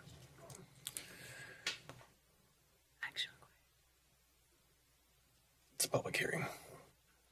Okay, this is a public hearing, so if you wish to comment on this item of gripping interest for those here for the arts, now is your time. Okay, there is no action required on this item other than the action we just took. So, we do have folks here. Please, yeah, of course. Before he talks, we'd like to mention that the Raptors are in first place and they won the first half of the division. So we're in fine shape there, Dave. Sir, they are way in first place. They Nobody else is in second. Sometimes Doug can be modest. Yeah. My name is Dave Baggett. Last time I came to the council a couple of years ago, we were celebrating a championship. So hope we can do that again. I just wanted to throw in a couple of comments. The Raptors came to be 26 years ago. Lindquist Field was opened 23 years ago. And if you all recall, there wasn't a lot going on down here at that time. And although we don't like to take credit for the transformation of downtown Ogden, we'd sure like to put our hand in the ring and say we through the city's effort as well, jointly, became a pretty good catalyst for that activity, and we're very proud of that. Sometime this season, it may be the last game, it may be the second last game, or it may be the first game of next year, but we will be attracting our 3 millionth fan to Lindquist Field, and we're pretty proud of being able to hang our hat on attracting 3 million people to come down to downtown Ogden, and that's very significant. Let alone the hotel rooms and the other economic impact that the Raptors are prideful in saying we're a big part of. Lindquist Field, opened in '97, has the same lighting system that it has now. And it has, over the years, fallen under what Major League Baseball has allocated as minimum standards for professional standards, most notably in regards to player safety and whatnot. And the Dodgers are very cognizant and remind me all the time of whether or not a kid complains that he can't see the ball or not. It is a safety issue at times. We're very proud of Lindquist Field, but it's not as new as it used to be. And we're just hoping for your support to give it the proper due. So I know Johnny has a few. Thank you. Johnny Lindquist, 5182 Skyline Parkway, 84403. Whew, had to memorize that. Mr. Mayor, Mr. Chairman, City Council, we do appreciate your time. A couple of things that I'd like to point out is we, as all of you, live in Ogden by choice. We can live, most of us can live where we want. We live in Ogden. I've always been a resident of Ogden City. I've never not been a resident of any place else. When I was in the service and also finishing my education, I was still a resident of Ogden, voted absentee. I shouldn't have voted for you. We've been friends all of our lives. Well, actually, I was there when he was born, but that's another story. Lindquist Field is first class in many ways, but the lighting is not even in the ballpark. There's 100. Oh, thank you. If it's funny, laugh. There's 160 national ballparks, if you will, associated with major league teams. We are the darkest. We have been made fun of in public meetings at baseball gatherings. It is embarrassing. As Dave mentioned, it's a safety factor. We don't have an option. This year, as every 2 or 3 years, minor league baseball comes and measures every ballpark in the minor league system for the lighting. They take the count of watts and what have you. This year, Major League came out to measure and see why we're in such mess. The arts are important. Do what you can. Thank you for accepting Slippery. I haven't seen him yet. Skippy. Oh, well, and I'm looking at you, Slippery. Well, Skippy, excuse me. Thank you for accepting Skippy. Well, Thank you. We'll look for some clarity on that inside joke later. Hey, Ben. Welcome back, buddy. All right. It's good to see you. Ralph Price, Agape Outreach. Hey, how you doing? Hey, Mike. I just want you to know, Dave Baguette right there.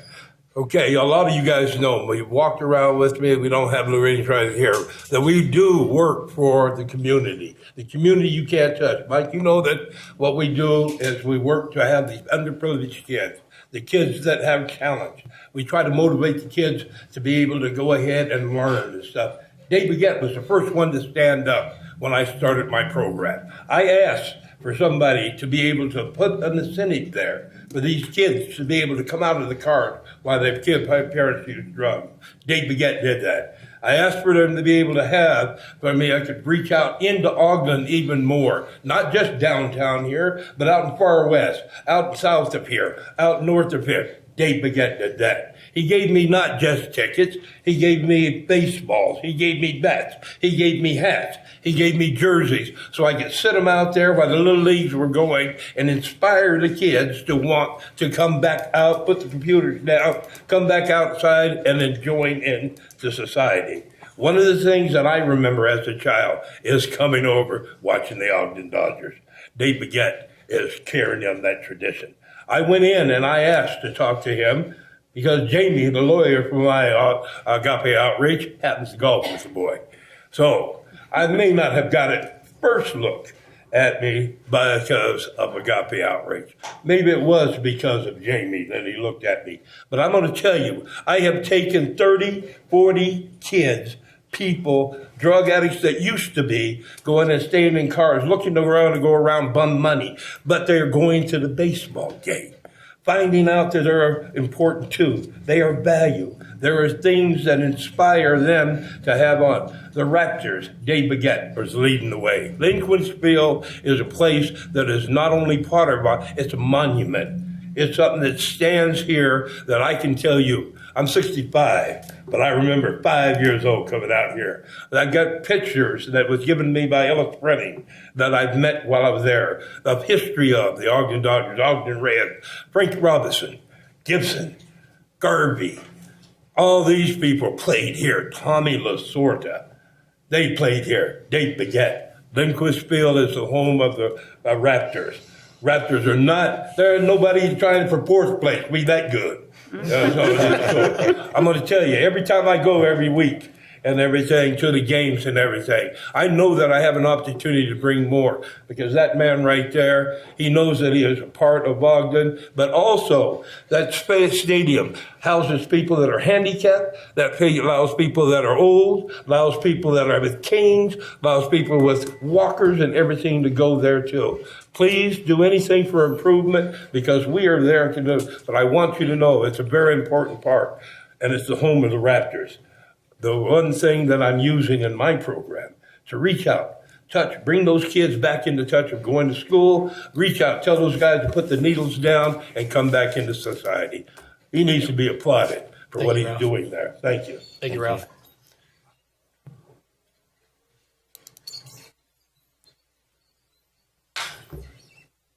How you doing, Travis?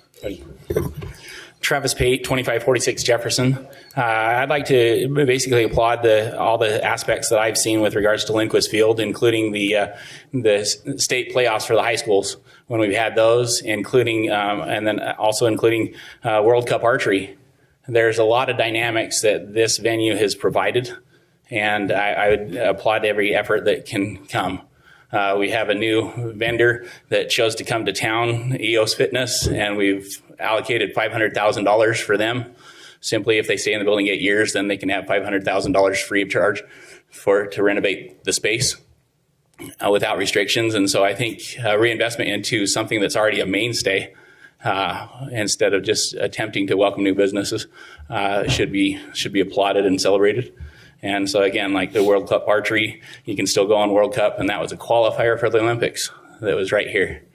And particularly right as we had the initial state playoffs prior to just as the junction was opening, there wasn't somebody down there celebrating Ogden saying, hey, you're a half a block from iFly, you're a half a block from Flowrider, you're a half a block from the junction. And so I think that we need to promote ourselves also. particularly when we have those out-of-town guests. The back of any one of those high school tickets could have simply said $5 off at the junction, but we missed it. And so, as I said, there's a lot of opportunities for us to continue to celebrate this community. And also with regards to historic preservation, we need to make sure what takes the place of something lost. The Bamberger line parked there for how many years? And then it was vacated, and then it was brownfields. And now we have this gem of the community that has come in. And so as we celebrate the arts, I would say we also celebrate historic preservation and possibly look at budgets for those types of things, studies and infills and appropriate things that celebrate the community. Thank you. Thank you, Travis. Okay, anybody else care to address the council on this item? Okay, I'll entertain a motion to close public hearing. So moved. Second. We have a motion by Councilmember Heyer, second by Councilmember Blair to close the public hearing. This is a voice vote. All in favor, say aye. Aye. I Any opposed? That passes. Nice job staying in there with us, Marcia. Okay, like we said before, there is no action required on this item other than the action we already took this evening. Thank you for being here tonight, you guys. Thanks for helping Ralph, Dave. I'm sure you didn't do that so that he could give you accolades tonight, but we appreciate it. Okay, we have already received public comments, so comments from the mayor? Yep, before they leave, I want to thank Dave Baggett and Johnny Lindquist. It is amazing what you guys have done down there, and we cannot have the most scenic ballpark in the United States be dark. So we appreciate all the efforts and investments you guys have made. 3 million people is an amazing milestone. You've given us something to be very proud of and rally behind. And so thank you for everything you've done down there. We really appreciate you. And I've given my arts thanks already, and so I'll end it with that. But we do appreciate everything you do. Comments from the council? I echo what the mayor said, and it is a really a great ballpark to be in. But if we need to light the candles more, I guess that's what we need to do. But that's is added a great deal to our community. On July the 24th, I was given the assignment, and it was a great assignment, to go out to North Ogden. And there was a band concert out there. And the Ogden band that we saw here that received the grant was there, plus 3 other communities, and they performed there. So it is that type of influence that our arts have in the community. And so it is paying benefits. They did represent Ogden very well, and they knew exactly where they were from. But it was a pleasure to go there. The mayor, he was tied up with Pioneer Day, so thanks, Mayor. I was able to sit there and enjoy the music, so I appreciate that.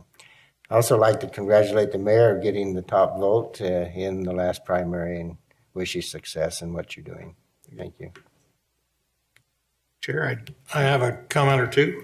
Please. All right. Mm-hmm. With the arts, it always kind of comes back to me, that movie, Mr. Holland's Opus. I don't know if you ever watched that. I can't watch that without tearing up. It's one of those movies for me. But I remember when they were trying in the movie trying to cancel the music and the art program in this school. Mr. Holland got up and said, if we cancel all these things in favor of reading and writing, he says, they'll know how to read and write. They just won't have anything to write about. And I think that's how important arts is. It's what gives life its flavor. It's the seasoning on the meal of the day. And so I'm grateful for all of you that have dedicated your life to making art in all of its forms accessible to public. And I'm heartened by all the free things that people can do. And we're happy to be a part of that. I think that's a neat thing. Also, I've received a lot of angry comments from citizens about their text notices. And this is the day we would normally have pass our final budget and truth and taxation if we were going to be part of the culprit. So I just wanted to make sure that everybody understands Ogden did not raise taxes this year. So your increase in taxes is not because of us. So I just thought I'd make that clear. Not our fault this time. It's not our fault this time. Thanks. We maybe should have, but we didn't. So, Any other comments from any other council members? I have one. When I was younger, I had the opportunity to go to Ogden High, and I went through Ogden High, and we'd go to the auditorium and all the beautiful artwork in the auditorium, and I just assumed that was normal. I just assumed everyone had that. It wasn't until 20 years later that I had the opportunity to visit other high schools and other auditoriums and realize that Ogden High was unique and beautiful, and not everyone had that opportunity to go somewhere that beautiful. And I truly appreciated what Ogden High offered a lot more after visiting those other schools. And I feel kind of the same way about art. I am thankful that I was raised in this community, that I've been able to be a part of this community, and that I belong to a community that embraces art and that celebrates art and that truly continues to try to bring art to its citizens. And it's just like with going to other schools, it's when I go to other communities and I realize that the deficiency in art there, that I'm so thankful for where I live and where I have the opportunity to raise a family and to provide those opportunities for my family. And my part in the arts is very, very small, but my part in enjoying the arts is much bigger and broader, and I appreciate the arts and all of the different forms that you bring to me, to my family, and to our community, and for the opportunity that it brings us to celebrate not only our diversity but our community. And I appreciate what art does for us, and I know that just like as mentioned with Lindquist Field being downtown and the catalyst and the driver it has been down there. I've been on the council now for 10 years, and I've had the opportunity, and I've seen the benefits that art has brought to our community. And I, just like it's been said before, I'd like to thank each and every one of you, because truly my part in the arts is very, very small, but my gratitude for the arts is immense, and I appreciate everything that you all do. And I know that you do it not to be thanked, not to be patted on the back, but because of your love for the arts. And so that's what I applaud, and that's what I'm grateful for is actually your love of the arts and your willingness to share that with us. So thank you. Thanks. I'll just say thank you, and art is life to me. And I think I just appreciate so much all of you being willing to sit through endless meetings about arts and how we might better represent the whole community in our arts practices. So I think I'll just leave it at that so we can get on to the next part of the meeting. Which is also about arts. Yeah. Yes, which we want you all to stay for. And I'll save my comments for that as well. Mr. Chair, before you give yours, I noticed Sebastian mentioned a stop sign on 30th and Polk. I wondered if it would be possible for us to maybe look into that and see if that is justified in that area. And so I think you mentioned a crossing guard as well. It's in our notes. We'll look into that and get back to you. Appreciate it. Yeah, we do have, with the school situation, there's tons of kids that are now migrating north through the neighborhoods, and parents are figuring out the whole thing. So if there's a bottleneck there, it could be serious. Thank you. Okay, I'll entertain a motion to adjourn. So moved. Second. We have a motion by Councilmember Blair, second by Councilmember Heyer to adjourn. This is a voice vote. All in favor? Aye. Aye. Any opposed? We are adjourned. JC, give me a thumbs up.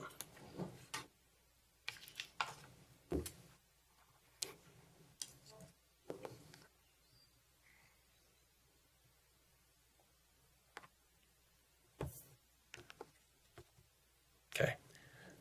Welcome everybody to the 7 p.m. fact-finding work session of August 20th, 2019. Just so you guys are familiar with what we're doing this evening, first and foremost, why are we doing this?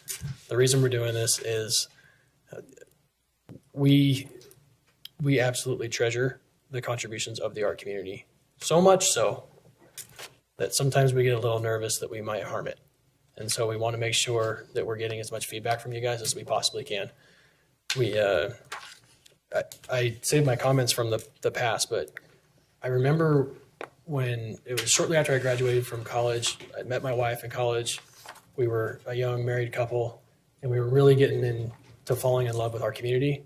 And we got involved with the Goal Foundation, and there's people in the audience that, right, we slept barricades. We did that because we loved Ogden. And, you know, we're sitting here tonight, and all of you are here tonight because you love Ogden.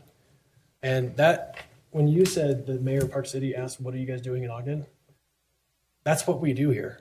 It's not just the decisions we're making tonight, but it's the things that we all do every night that are making it happen.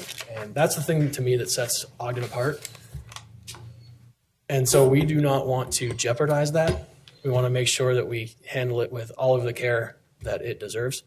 And inadvertently, that means making you sit through another meeting. So we apologize, but we know you're here for the love of it.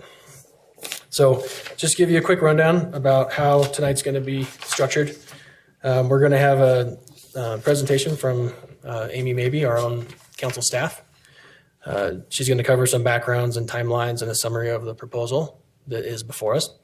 And she will entertain questions from us as well. We're also going to have a presentation by our staff, right?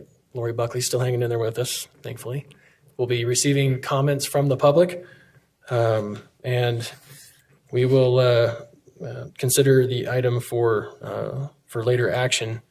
But one other reason why we want to do what we're doing tonight too is, and I can speak from personal experience, with the current proposal and with all of the things that we offer here in Ogden to make the arts what they are, it can sometimes get confusing. And I think we've all been confused at times, myself especially, and sometimes that confusion can get in the way of creativity. And so if nothing else, we hope that tonight also brings clarity to you, leaders in the arts community, about the programs and offerings that we have as well, and some of the things that we're considering. Okay, so we'll start with Amy Mabey, who has been working hard on this. Thank you, Amy. Yeah, no problem at all.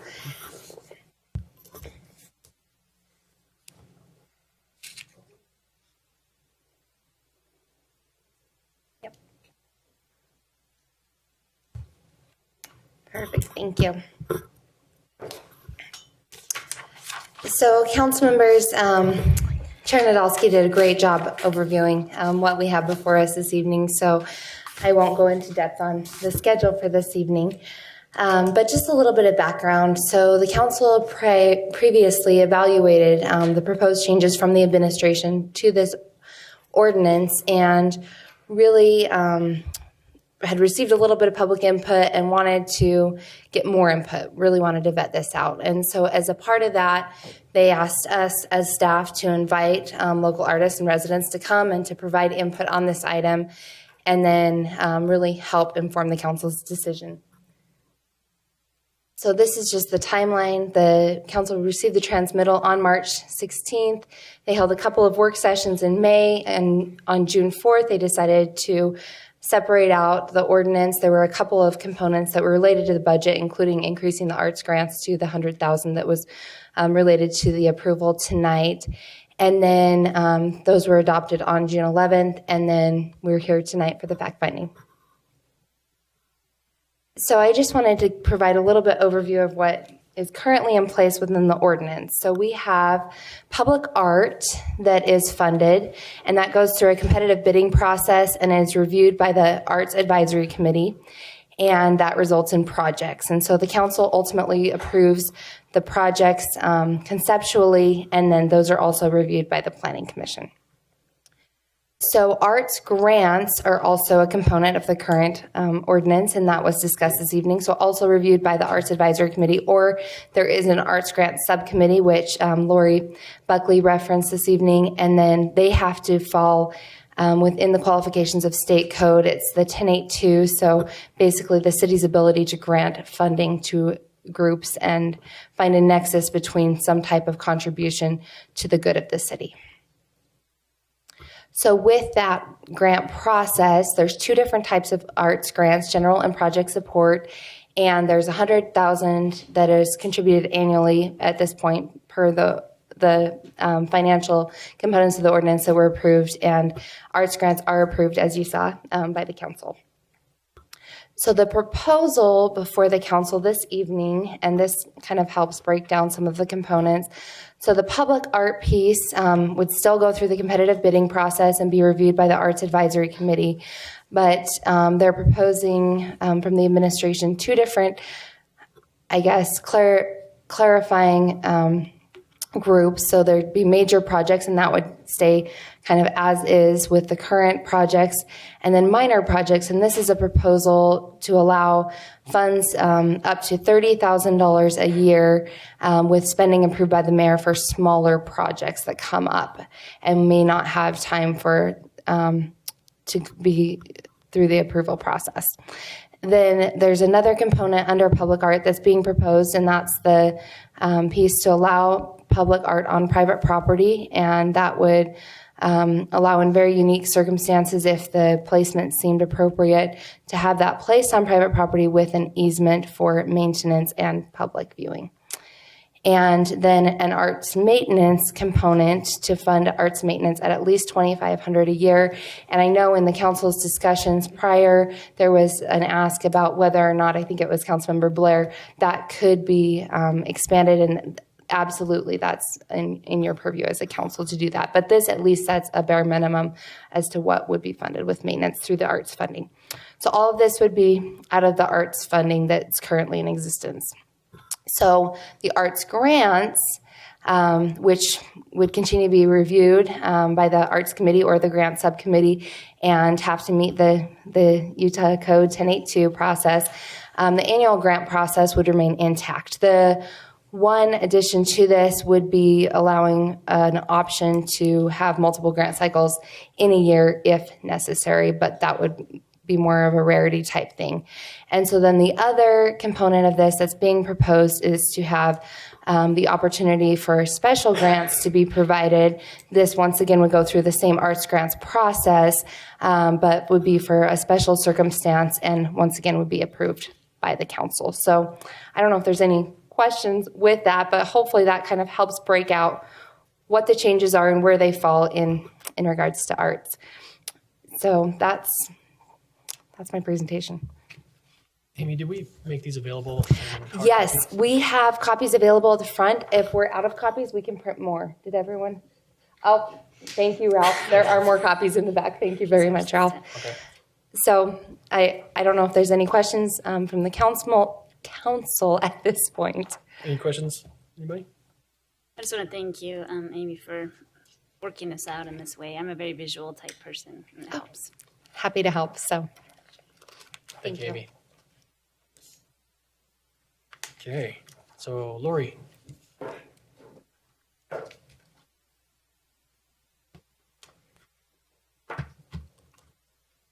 First of all, while he's getting that set up, I want to kind of tell you where this came from and why we're here.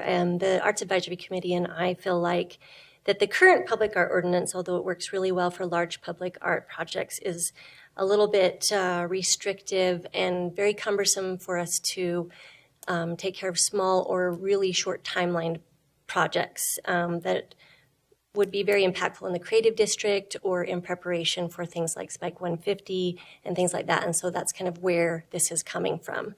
The public art process is still going to follow everything the same except for this one. Oh, cool, buttons. This one will be a little bit faster, and then we'll report back to you on what happens with the smaller projects.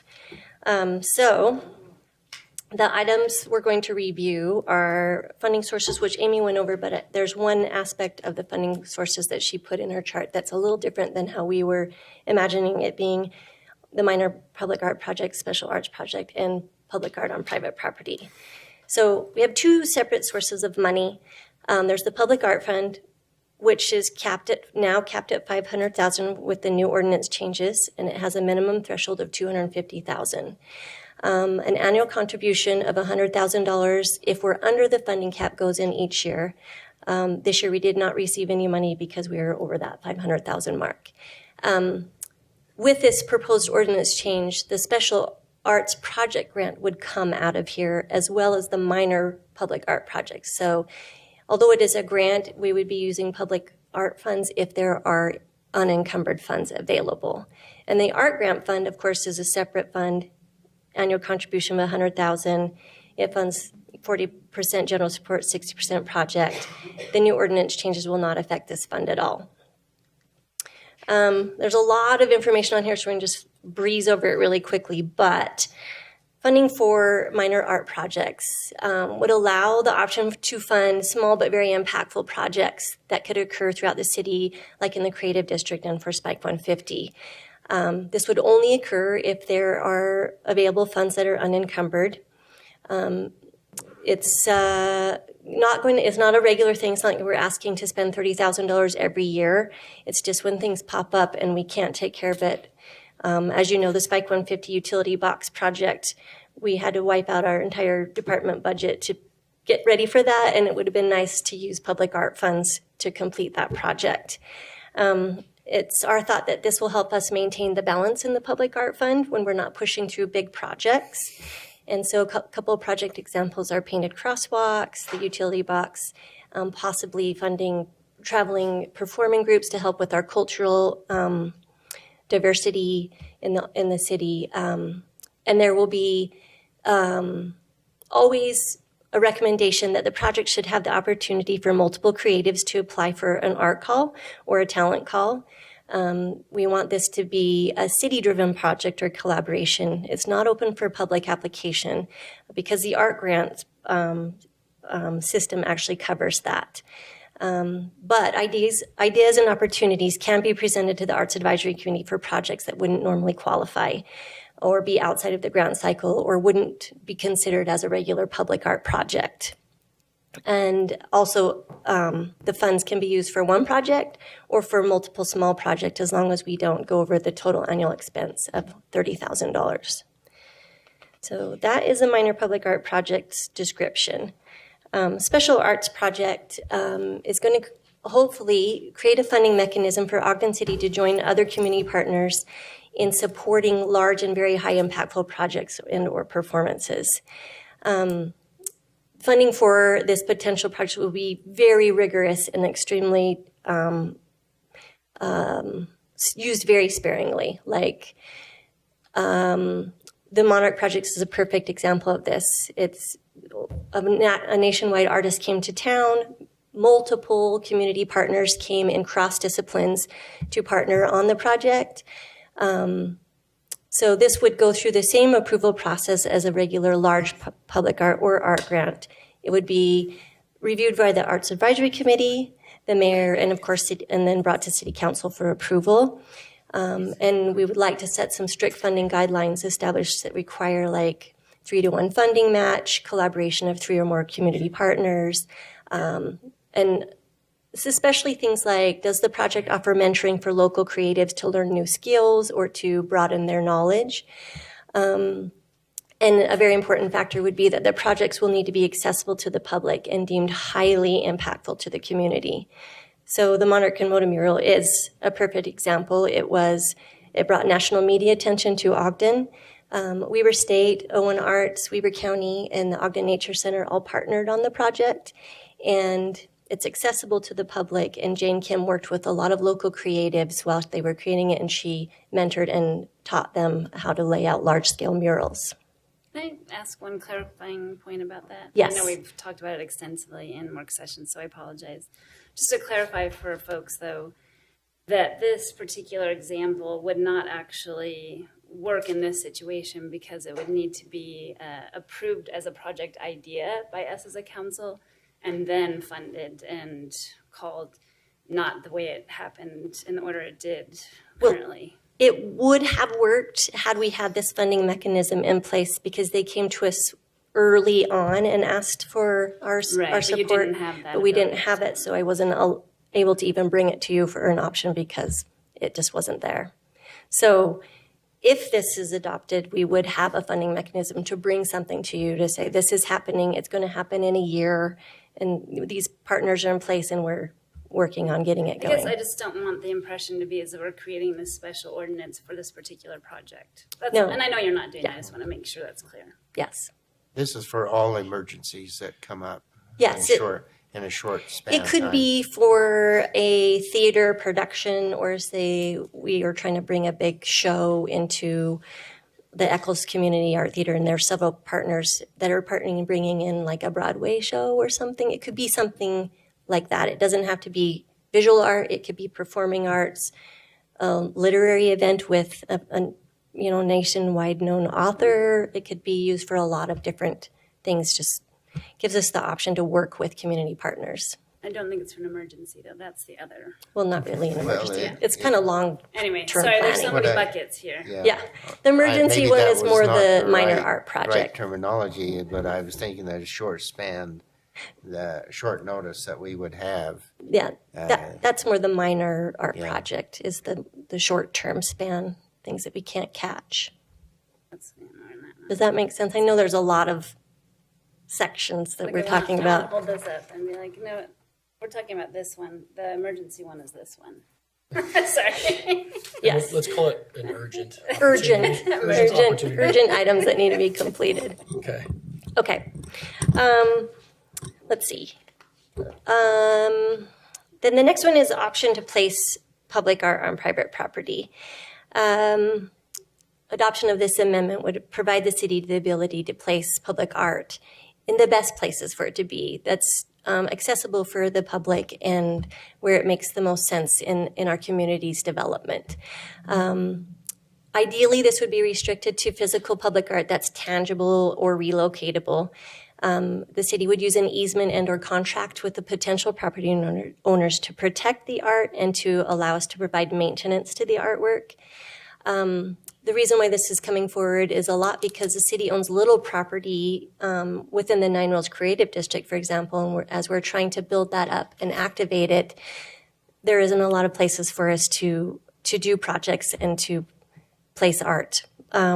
So with this, Ogden would maintain ownership of the artwork, have the authority to relocate it if necessary, but it would be protected and stay an asset for the city. An example, and I couldn't verify this, but it is, no one really knew, but they're telling me that sometime back that we own a sliver of the Berthana building where the Ogden Pioneer Rodeo Days mural is, and that's an example. If artwork was placed, an ordinance would be I'm imagining this would be more physical art than murals, unless you placed a mural on a panel, and those are very movable, but it would protect something like that, where it could be there, it becomes an iconic piece of art for Ogden, and it stays even though the building ownership might change or something like that. Nearly 100 cities and municipalities across the U.S. have a requirement for public art in private areas. A lot of them are very different. Many cities have now amended their public art ordinance to allow for public art on private property. I did find one example quickly today. Livermore, California has amended theirs because they created a culture arts district and ran into the same problem that we're running into, that they don't own any land in their arts district. So they amended it, and section of their policy, the way they're doing it is public art may be located on public or private property, and it's on public property. They say consideration of maintenance funds must be considered. But if it's located on private property, the property owner must enter into a written agreement with the city to assure the art is adequately secured and maintained as long as the artwork is displayed, but not less than 30 years. So Livermore is going about it in this direction, but I feel like we can create our own policy and procedures so that Ogden City, can place art where it's most accessible to the public and most impactful. So that's all I have to say about the three sections. Do you have any questions for me on this? Questions for Lori? I don't know if you were able to, maybe Marcia had something. Marcia, did you have a question? Yeah, can she address John Worthington's question? That's what I was just going to say. I can actually address that. So John is speaking of, and I read up a lot about on this, the Mercedes-Benz ads in front of a mural. So we purchase the public art, and in the purchase process, we contract with the artists. And in our legal agreements with them, we did this with our Spike 150 artwork and stuff. are purchasing the rights to that art. So the artist is basically selling the artwork. They're no longer owners of that design because we put in our contract it could be used in photographs. The city can use it to market. So at any point it can be photographed and used anywhere. So I think the problem is a lot of murals get placed on private buildings by just individuals, and people just they just took a picture next to it, and then the artist didn't get any credit or compensation for them using the artwork in their advertisement. But we would own the artwork that we're placing, and it's just like any other piece of public art, like our glide soar fly statue. Someone could take a picture of that and use it anywhere, but the artist doesn't own the rights to it because we purchased it from them. What about with the private property owner?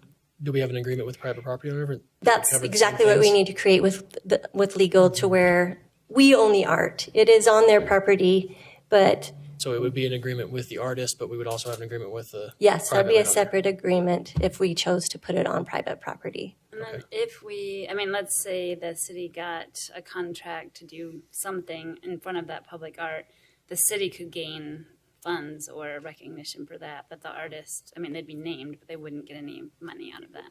Yes, exactly. Okay. Does that help, Marcia? Yep, perfect. Thank you.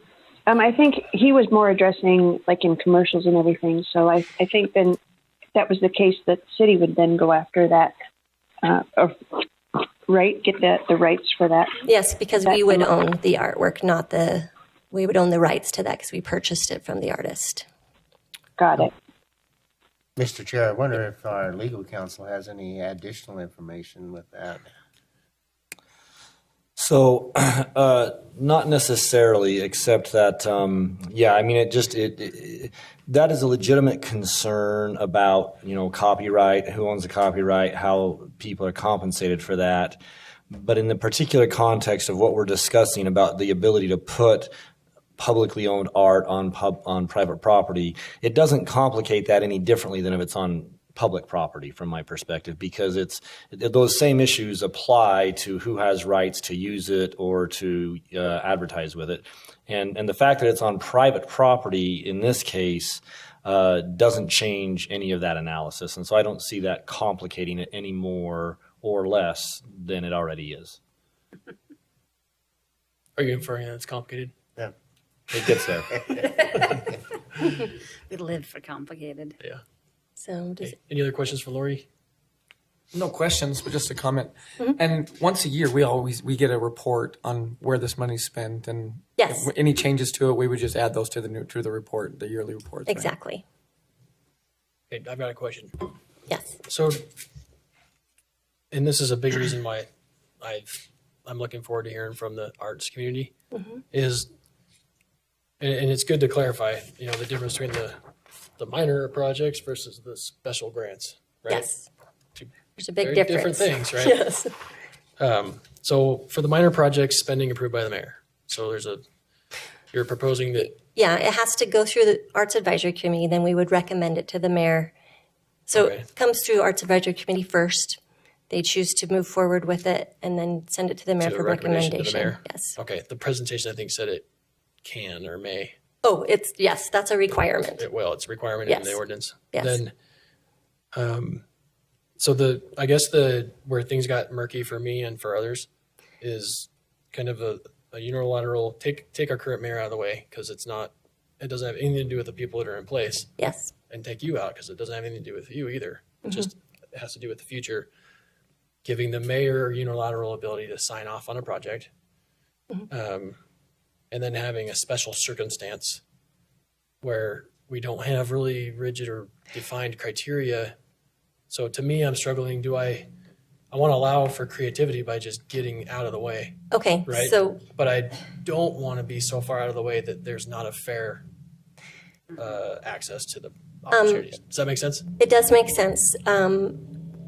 I feel like the projects are going to be more like small public art projects. So it's not something where we're just lining someone's pocket or something. It definitely I would love to recommend it or have the verbiage in there that it's recommended that it has to be open to a public art call for the local creatives to apply for. So it isn't an amount of money that's going to go into something. It's for projects like utility boxes or painted crosswalks, especially small projects that will help us activate the creative district.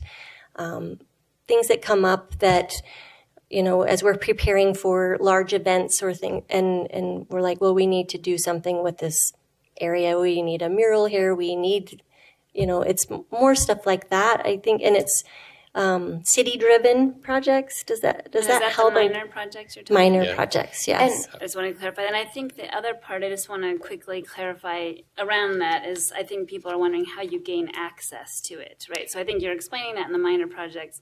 Then we might want to talk a little bit about that for the special grants. How do you gain access to that? How does that one special project make it to us for consideration? Versus The special arts grants? Yeah, the special grant. So that is going to be something that has to be proposed almost like maybe a public art project. It comes forward as a suggested thing. We review it and look at all the aspects, who the partners are, what are they asking us to, what's our role in the project, how is it benefiting the city. So it's quite an extensive process of almost more extensive than the regular public art process is, because there's so many checks that we're going to put in place to protect that so that it is sparingly used and for only very large and impactful projects that come forward. And it could be someone writing a letter to the city and saying, or several organizations coming forward and saying, this is what we would like to do. It's 2 years down the road. We're bringing in these partners. So there's just any other way that you would potentially, almost like an art grant application, but on a much larger scale, so that they're explaining their history, what the project is, how it's going to benefit the citizens, what funding sources they have, who are their partners. So there's quite a lot of steps that will be in place to access this. You'll create that in the public. Yes. And then it will go through, of course, Arts Advisory Committee, and then on to you for approval. So let's go back and look at that. The Art Advisory Committee needs to approve it, and the mayor needs to approve it, and we need to approve it. Yes, for the special arts grants, Right. yes. How long does that take? It's a slow process. If it's anything like the public art process, from the beginning to the end, it takes me about a year to get through that process. So these special art grants would be probably about the same timeline. So it takes about a year then. Mm-hmm. Yes. So it would have to be something very well planned out. Yes, sorry, and I'm going to actually ask Mark Stratford to chime in on this one, but Mark, if you could please clarify with the minor projects, kind of what the process is with those, and I guess how that goes out to the public, what opportunities the public have to participate in those. So one of the important things from my perspective that I think when this was originally discussed that created some confusions was that there was the perception that that the mayor under the minor project could somehow just choose to give an individual money for art that belonged to a private person. And that's why it was important to us to change the names of these to make it clear. A minor project is still publicly owned, and it's an Ogden City art piece, and we go through the same type of purchasing process that we do for a major project. So there's some kind of a description created, there's a call of some kind that goes out, and multiple people are expected to be able to respond to that call. And so it's when the question came up, well, how do people get access to minor project money? Well, they don't unless they respond to a call. Right. There's no, hey, here I am, give me a check. And so a minor project is still going to follow that process. Now, there was some examples of what's called ephemeral art, which is transitory art that is consumed in an evening. That there's a dance performance or something, or that there's something else like that. In that case, the art staff will have to reach out and figure out, how to address those specific kinds. But for the most part, what we're talking about is permanent types of projects that go through all the same types of processes to determine who's going to provide that service. The special grant, on the other hand, and this is important to understand, right? Grants, just like we talked about tonight, those don't belong to the city. That's money the city has allocated to be used for private entities. And sometimes there's project support, and sometimes there is more General support. General support. Yes, general support. So a special grant cannot be used for general support. That's specifically in the ordinance. So nobody can come and say, my organization is failing. We need you to give us a general grant to keep our organization going. That's not what it's for. But it is a grant of money to a private entity. And that's why the mayor doesn't have control over that. It's going to have to come to the council. It's going to have to go through the same analysis that we do for all other grants. But we recognize that that's not owned by the public. So if the Monarch mural was an example and we had something like that come forward in the future, that art is not public art in the sense that it's not owned by Ogden City. It's owned by the property owner on which that mural is located. And that's why it would have been processed as a grant, because the request would have been, hey, here's this big community thing with multiple partners and going to have a big impact, but it's going to be on private property and it's going to be owned by that private property owner, not by the city. And it's not going to go through any kind of purchasing process because we already have this nationally recognized artist that is going to be doing it. And so it's all, it doesn't meet any of those purchasing processes. That's a grant where money would potentially be allocated to a private entity for privately owned art, as opposed to a minor project, which is publicly owned and is not allocated to a specific individual. And Mark, to clarify, so all public art, is that city commissioned then? So the city's basically leading the charge on Yes, those on public cases. art, whether it's a major project or a minor project, is city-owned art, even if it's only owned for 2 hours while somebody's dancing. I have a question about the utility boxes that you were referring to. Yes. Was there an artist involved, or did some just graphic person just kind of Several artists. We did an art call, and we had high school students, professional artists, local creatives all submitted designs to be reviewed and selected for those boxes. So we did a public art call for the artwork for those utility boxes. Okay. And then the ones that were chosen were paid a stipend. They were paid an honorarium for their artwork. Okay, that helps. That's very helpful because it seems more commercially kind of stuff. It's Not one person. It was several artists. Okay, great. Okay, thanks. Perfect. Any other questions for Lori? I think we've got major projects, an annual grant process, which we heard about tonight. I'm not hearing any concern about that. That's the grant process is working there. Yep. Grant process is working great. So the new proposals, special circumstances, spending authorized by the mayor. I guess my only concern, and I'm not saying it's a deal breaker, is I just want to make sure we're not setting up an ordinance that would allow for people in the future to give us just a special favor to somebody. That's what we're on the lookout for. That's why there will be those protective guidelines in place where it has to be open to the public, an open art call so the public can apply to be a part of the project. So it most likely will be just like public art, just a little bit faster. Right. So it's Chair, I'd also kind of like to make sure that we're not using that. It's not a back door to get another little project done, and we're going to just call it art. No, definitely not. Okay. No. You know what I'm saying? I know what you're saying.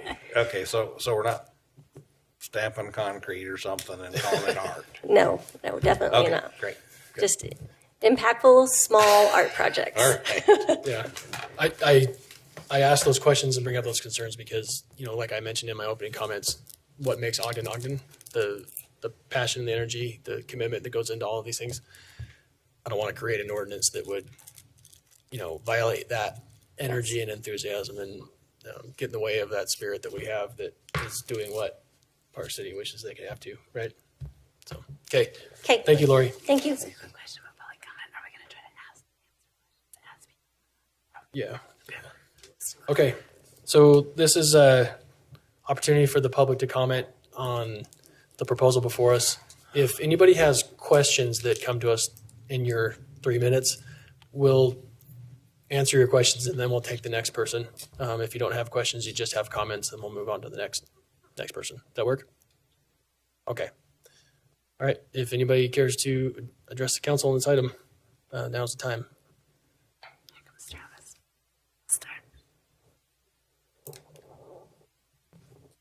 Hey, Travis. Travis Pate, 2546 Jefferson.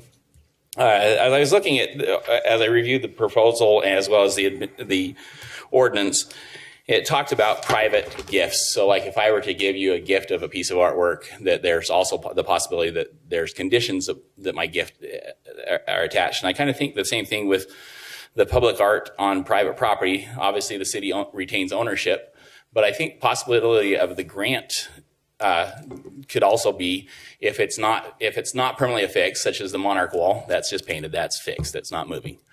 But if it were on a transferable surface, then the city, I believe, should have first right of refusal before they would sell it to someone else or paint over it or any of those types of things. Because if it is going to be a public investment of our money to improve and to celebrate the community, nothing's preventing them from paint. If that was a city-funded thing, they could paint over that tomorrow. And where are we? And so I think, to me, there should be the same, just as if I were to give you a gift and bequest it, saying, okay, here's a $100,000 painting by a local Ogden artist, then my family, so to speak, would have first right of refusal. If the city chose to dispose of it or sell it or any of those types of things, my family should have the right to just say, yes, we want it back. So if I have that same gift, I think that's the same thing for our grants. We should say we should have the right to have this back. So that's the conditional aspect. And I think also the key thing that I have, you guys get the annual reports for the arts grants, and I think that's fantastic. But I think the public art inventory needs to be more astutely done. I should be able to Ogden City Public Arts and have an inventory that things aren't just disposed of randomly and, oh, where was that piece of artwork? Where's that painting? Where's those types of things? And so I think that's one of the key things that really, particularly as I talked about historic preservation earlier, there are two houses that were on the national, for the East Central community to become the Central Bench National Historic District, that were simply demolished in preparations of New Bridge School. There wasn't, hey, this is part of our national forum. There's not an inventory that says, here's all our listed properties. Let's make sure those properties are possibly, if they can be transferred to another site. One of them was a wood structure that was a working class home on the D School property that could have easily been lifted. If we can make it move an 800,000 ton or 800 ton Relief Society building called the Pioneer Museum from the Tabernacle Park and wheel it down the road on a hydraulic dolly, some of these simple wood structures or pioneer structures or Ogden historic heritage structures should also have that same right. And so that's the part to me is saying there should be transferability, there should be accountability, there should be an inventory that's easily accessible. Yeah. Thanks, Travis.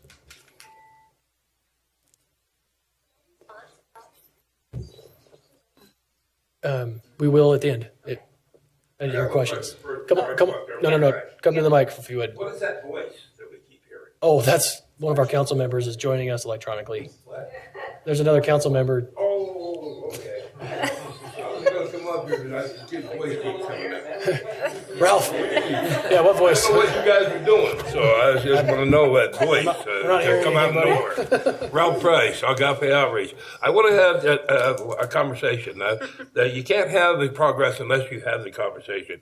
Great job, arts people, that you're doing and everything, but I never saw one black face in any of that. In any of that presentation, that it is more than just a Hispanic community that is part of the diversification of Ogden. There's blacks, there's Vietnamese, there's all kinds of people. You go out to the art projects. The art projects are beautiful. They are enhancing Ogden very much, but I hardly ever see a person of color that is black. And I want you to know that we'd like to be included within inside of this community. We also would like to be able to have heard of what it is qualified to be able to become part of the arts community, of the creative collective that they have called the artists. There are people out there that do not even know about coming to a city council. I want you to speak for those that are in the minority community, that we need to have something within inside of the work that's being done, so that we go out and an understanding is given to the less fortunate, given to the people of color, given to the Black community in this, that they know about this process. They know about the grants. They know about the new little things you're talking about putting up. There are some very gifted artists that are not able to know or read a newspaper or have a iPod or something like that, so they can tune into this. The Black community and the minority community has to be reached out to and made aware of all these things that are happening here. As I've gone around and I've tried to do these things, one of the things I'm seeing is I don't need to just work for the addict to change their lives. I don't need to just work for the people that are coming out of prison and jail. That there are people that are die-hard Ogdenites, die-hard, been here for generations, that don't know anything about the processes to be able to join in to help this community. I would like to see added to these proposals that you have here, an outreach that goes to those type of people, to those people that are outside the realm of the established things that you have, reaching out to make them aware of what's going on, what we're doing. I want them to be able to come and have a voice. And so I ask you, that to not think this is about race. It is not. What it is about is people. It's about communities. It's about another part of Ogden that is not getting a chance to absorb what we're doing, to get a chance to contribute what we're doing, or to be seen as we're doing it. So I want to be a voice for that, and I thank you very much, but I applaud what we are doing. Thank you, Ralph. Appreciate your comments. Shane. I just want to read my first speech again. No, I'm just kidding. I just want to address what Ralph said. My day job, when I'm not a dirty hippie musician in the dark, is to be the marketing director for Visit Ogden and to try to get as much of the word out as possible as we can to tell everyone what's going on, visitors and residents alike. And as a member of the Ogden Arts Advisory Committee, Taylor Knuth from the Diversity Commission comes into our meetings every month and takes notes. And then for some reason, the very next day, I go to the Diversity Commission meetings and reiterate exactly, so there's a lot of cross-pollination trying to get done what you're out talking about, Ralph. And I will just say from my experience as a day job, no matter how hard I try to get the word out, inevitably after a big event happens, I always have people come up to me going, man, if I'd have known that was happening, I would have gone to it. And you're like, I spent thousands of dollars trying to get the word out. And so we live in a society that's inundated with communication constantly. Our little electronic devices are constantly beeping and telling us this and that and that. And trying to get in that queue and get in front of people is pretty hard. But Ralph, we're doing our best to try to let everyone know with the crossover with the Diversity Commission, the Arts Commission, our committee, and we try to get the word out as much as we can. But your comments are appreciated and we're working hard on it. Hey, Shane, you'd be well served to know there's nobody with more energy than Ralph, but I know. He comes to my office every week. Or more to say. And I don't think he said his name. yeah. Oh, yeah. Can you come say your name for the record for me? Oh. Sorry. Say my name for the record, Diane. Shane Osguthorpe. Where Eccles Avenue. Tracy, will that work with me? Is that going to be okay? Okay. Come on, man. It's for her. Yeah, we might know your name. Sorry. Diane Stern, 1280 25th Street. So I want to just echo what Shane is saying, because I worked in presenting performing arts for so many years, and no matter how much money, how much time, how many phone calls you make, you don't get the audience that you hoped that you would get, and then the people who you didn't get say, how come I didn't know? Like, I don't know. At one point you give up. So the one thing that I do want to plead for is equal access for all of the public art and the grants and the special projects and special circumstances. If there has to be a common call that goes out that doesn't exclude people and just serve somebody who comes up at the last minute and says, oh, we painted a mural on our wall, you have to pay for it. I just don't buy it. And I agree also with that, the sentiment that art, if it is publicly funded, that there has to be some process for maintaining it beyond the whim of the private owner, the private landowner, so that they can't just paint over it and say, okay, we're done with that, we're going to do something new now. So my 2 cents. Thank you. Thank you.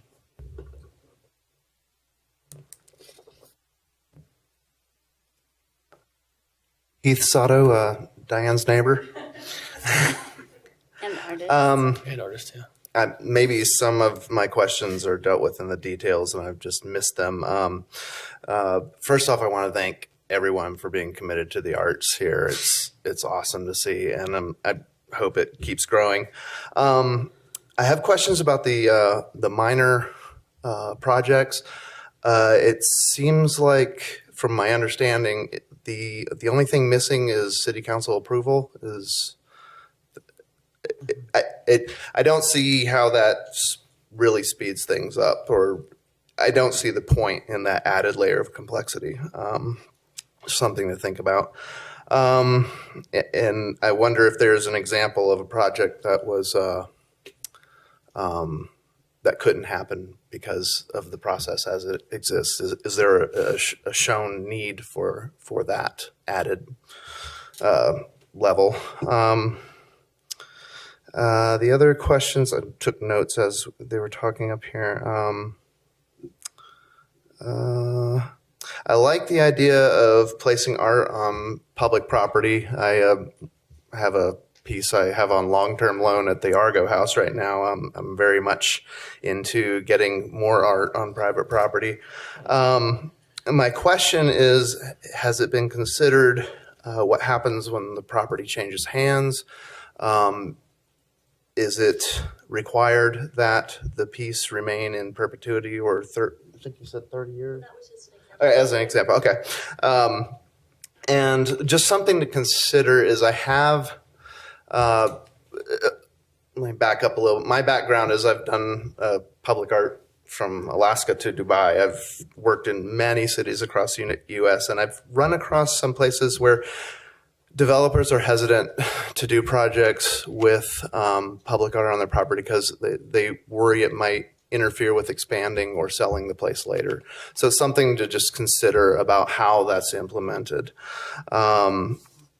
I wonder about the $500K cap on the arts funding. It seems like an incentive for those that want to spend the money elsewhere to minimize spending per year so the fund stays maxed out without having to add much back into the fund. That's a concern I have. So that's, oh, and one last thing, the ownership. I know purchasing the art rights outright will dissuade a lot of artists for applying for projects. We don't like that. I like in contracts if there's any usage for nonprofit for like promoting the city or that sort of thing, that the city can use it without paying the artist. But if there's a direct profit, like from paid advertisers or that sort of thing, the artist should be considered to pay them a percentage as well that the city takes. Thank you. Thank you, Heath. Okay, we did have some questions on that one, Lori. If we did have some questions on that one, if you can come up and answer some of those. Yeah. Yep. Okay. Because there's a lot, I've been taking notes of it. So. Do you want to come back at the end on them? Is that? Yeah. I sense a preference. Okay. Okay. You can come back at the end. Okay. We'll just keep notes. Okay. Hi, Michelle Tanner, 1744 24th Street, Ogden Friends of Acoustic Music. I'll add just a couple more questions for Lori. So I thank you for your description of the arts grants and how that falls under the Utah Code and meets certain criteria, which hasn't been mentioned in the nonprofit sector, but I'm pretty sure that's a requirement for that part, right? Or a government entity applying for the arts grants versus the public grant. Go ahead with your comments and we'll get to that. Yeah. Oh, okay, I don't that's want to cut right. into your 3 minutes. And then under the public arts, the cap of $500,000, I'm just curious, what have we been working with before? Has it just been as needed, as requested? And also the minor projects that are up to $30,000, are those all part of the total 500,000? Those were my questions. Okay, we do have a lot of questions. How we doing, Jake? Jake McIntyre, 2218 Adams. So I think you all know me, and you know that I'm an advocate for the arts in Ogden. What you might not know is that this is actually what I spend my professional life doing. I am an arts consultant working with organizations and arts councils throughout northern Utah, from Park City to Logan to Salt Lake City to the State Division of Arts and Museums, Utah Department of Heritage and Arts. This is what I do. And so the comments that I have are from that position, as well as a resident and as well as a member of the Arts Advisory Committee. First, I want to say that your concerns, Ben, and others shared it as well, that some of these funding mechanisms might allow in the future when Mike and Lori might be gone, that now there's this pocket of money to tap into that we didn't build enough protections for. That's what your Arts Advisory Committee is for. You have to trust your Arts Advisory Committee. They're an appointed group of citizens who care about that money, who care about the arts, who care about the community, and they're not going to let that happen, right? So that is your body of protection that exists regardless of who's the mayor, regardless of who's in Lori's seat. That money still has to come through recommendation from the Arts Advisory Committee. It's not just, as somebody asked, does this mean if I go to lunch with the mayor, I get $30,000? Of course not, right? That's the Arts Advisory Committee's role, is to make sure that we're spending that money responsibly on that $30,000 piece, but also on the others as well. I just want to quickly say on each of the 3 points, the first, the minor projects, this would allow us to be much more responsive to the community's real need about arts funding. Our arts grant program is amazing, but it's really difficult of a process to go through. It's very time consuming. It's cumbersome in terms of the time of when you have to apply, when your project has to exist, when you have to get the money. When I got one, I had to fork out the money in advance and then get money back, right? There's all these layers that don't always fit. This gives us a new tool to be able to fund projects that don't fit into that standard process. And to Heath's point about, does city council really take that long?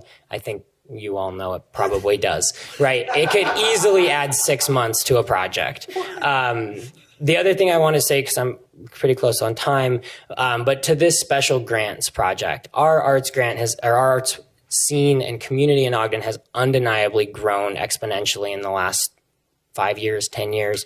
And to Mike's point, we are viewed throughout the state and throughout the region as a leader in arts, arts ordinances, arts programming, our arts district. The eyes are on us right now. This funding mechanism would help make sure that we're stepping past, we're continuing to be leaders, we're continuing to be innovators, that we're not being followed, but that we are continuing to lead that conversation. We don't have a funding mechanism to allow big, high quality, impact, collaborative projects to happen. And that would open that up. And there's been enough questions about private property. I'll let that one float. Thank you. Thanks, Jerry.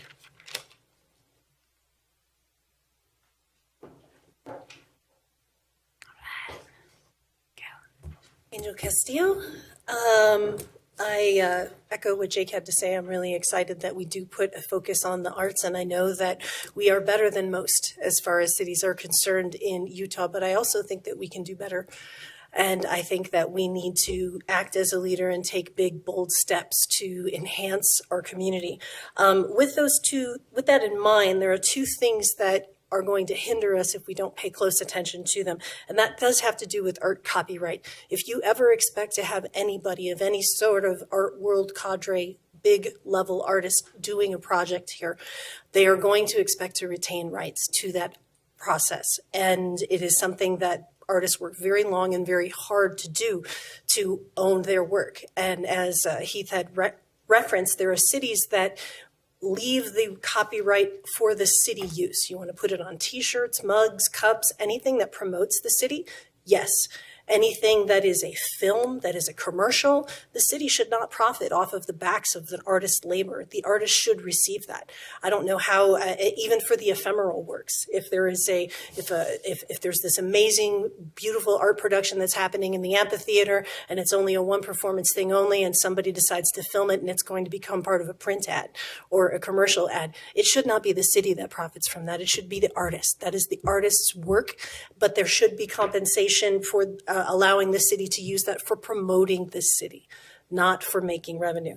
One of the things that we really have to take a look at is we do not have a mural ordinance. And it isn't a problem now, but it will be as our city grows, as we continue to put up murals. Addressing city murals on private property. What happens with new construction? What happens when what happens when the owner decides to renovate or expand? Or what if there's some damage to the building? A mural ordinance outlines those things very clearly of what needs to happen. You need to take care to provide a mechanism for what happens when there's tagging. How does the city buff that? Who is in charge of reconstructing that mural when it is tagged?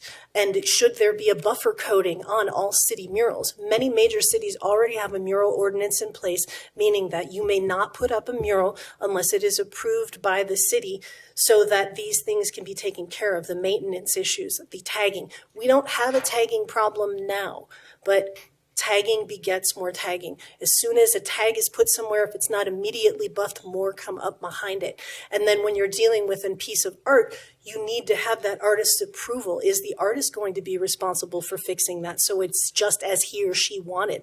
Or is somebody else going to do that? What is that process going to look like? It's something that we really need to consider as we move forward and grow our arts program, so that we keep our artists' best interests at mind and keep the beauty of our city alive, with protection for those murals and a plan for buffing graffiti. Thank you. Thank you. Okay, anybody else? Hi, Lydia Gravis again. This time I'm speaking from a private property owner perspective. I live at 2523 Jefferson in the Jefferson Historic District. I just have a few questions.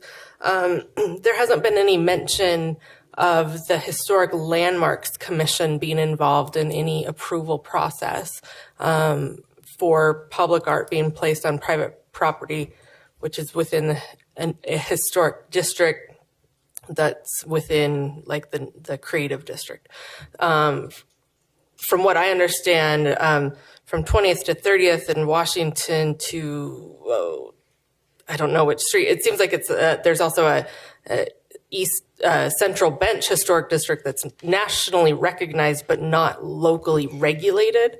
And then we have like the Eccles Historic District and the Jefferson Historic District. So I think that definitely needs to come into consideration. As a homeowner on that street, I'm not even allowed to have vinyl windows because they're not historically appropriate. I can't paint my fence or my garage without getting approval. So all of the homeowners understand that when you live in that district, you have to comply with the Landmarks Commission approval for any sort of exterior changes that alter the look of the property from the street view. So I'd like to emphasize that. I think that needs to be added both to major projects within historic districts and also public art and private property.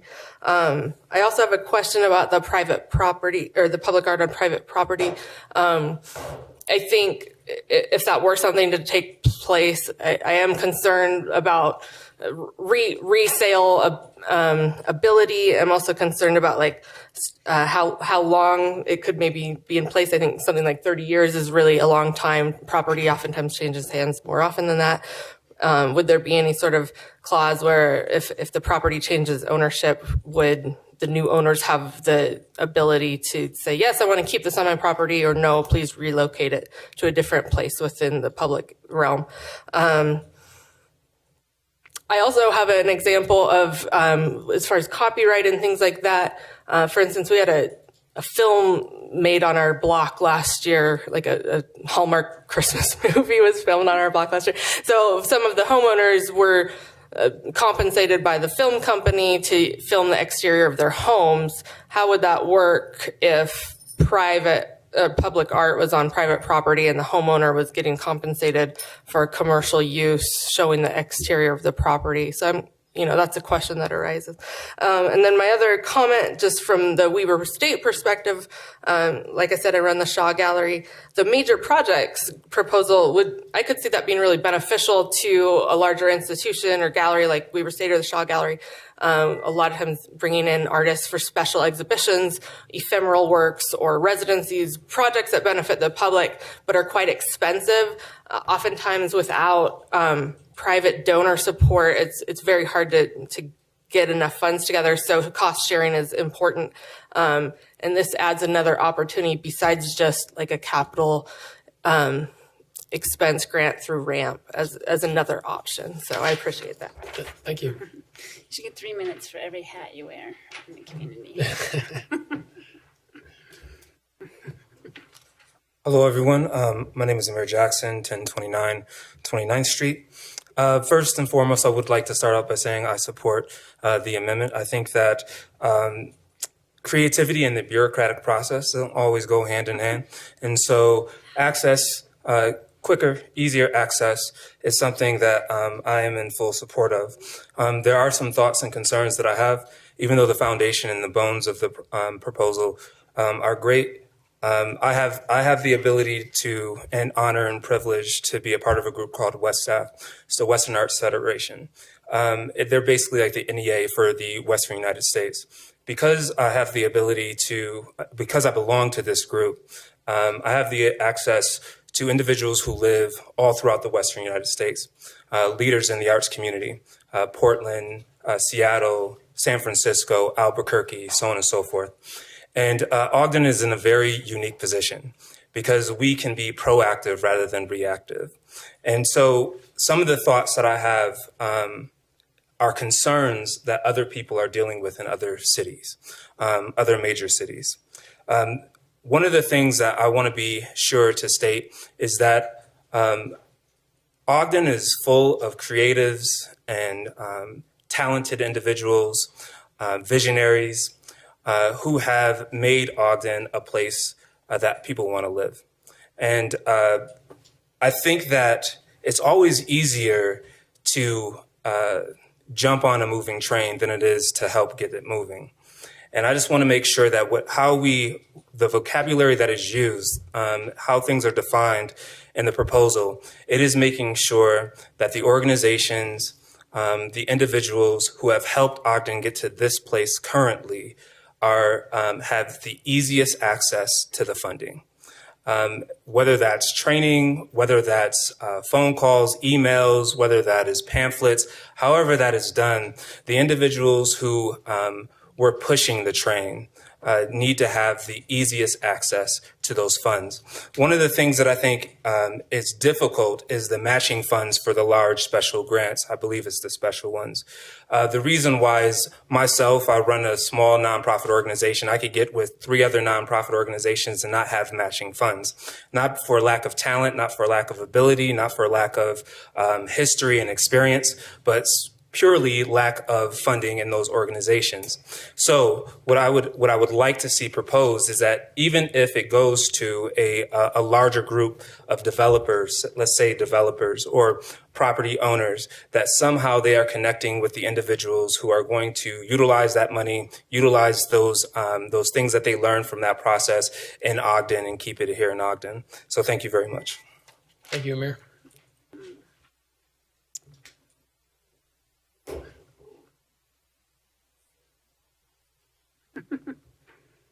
That swagger's been on hold for a while, huh? It's only been 3 Gotta hours. wake up a little bit. There It's it been is. sitting for a while. My name is Camille Washington. I am at 662 24th Street, and I'm speaking as a small nonprofit owner and someone who has their career in performing arts. I work for a performing arts presenter, and I co-direct a performing arts organization, a small nonprofit. My concerns with this have solely to do with access for the ephemeral arts, for performing arts, and the consideration of organizations presenting those types of arts getting equal access to, because what we do is not as permanent, it's not as tangible. And I'm curious about how ephemerality is considered by the council and the city, and time periods that would exist or between when an event is conceptualized, when it is executed, and then when it's no longer considered something that is funded or fundable. Because there is a lot of maintenance that goes on with ephemeral performances. Some people have recordings, some people maintain the music exists or is created in a project. How does that then exist in perpetuity or with relation to funding and maintenance fees? It might not be a mural, but there are things that do exist later. And then also, I would hope that there is a mechanism in place for all this funding that allows for consideration of projects that haven't in these particular designations, ephemeral, visual, that way, that there's consideration of other projects, or that they are given some priority if they haven't been seen or funded by the council and the city for a while. For example, if there hasn't been a public performance funded by the city with the special funds for 2 or 3 years, whatever time period that the council establishes, that then they're considered and given a priority. Thank you. Thank you. Anybody else?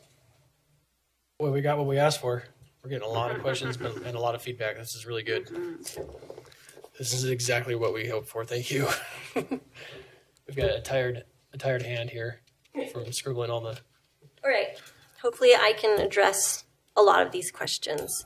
The first person up was Travis, and he brought up ownership and the protection of the public art.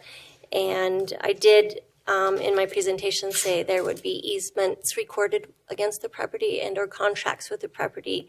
Even if you record an easement with a property, it doesn't go away when the owners change hands. And of course we would consider, and the art we're looking at and ideally would be movable. So if it is on their property and the new owner does not want it there, then it can be relocated. So it isn't going to be destroyed. It isn't something we're going to lose our asset. If we are vigilant in our processes of contracting with the owner and recording that this art exists on the property, but is, it's like not, it can't be sold. It doesn't come along with the property and the new owner doesn't gain ownership of that, can't paint over it. And Lori, on that, do you mind if, Mark Stratford, if you clarify with that movable piece and with kind of what Lori's referred to, that if that's in the ordinance language at this time? Well, yeah, the ordinance requires that the city have an easement or other kind of agreement that preserves both access to the public so that the public can't be excluded and allows the city to maintain it. Now, getting more specific than that is difficult because it's really kind of a case-by-case situation depending upon the type of art and how it's applied. I can't unilaterally say this, but I would be surprised if what we're talking about has anything to do with something that's permanently affixed to a private structure. I can't say it would never happen, but I certainly can't see that as being something that's going to happen very often. And all of the questions that are raised about these issues are the very questions the city council will ask on a special art. Oh, sorry, that's a project. On projects, well, they'll ask those on major projects because major projects or minor projects could be displayed on private property. But anytime it comes to the council, they're going to be asking many of these same clarifying questions. But that is provided for in the ordinance that something's going to have to be addressed before we ever place anything on private property. Thank you. Sorry, Lori. It's totally fine. So what happens if it's destroyed or damaged in some way? How do you handle that? Well, it's the same as any other public art that's on our own property. We have a maintenance fund. It's something that we would have to either repair if it was deemed necessary, or if it's destroyed to a point, then I guess it has to be removed.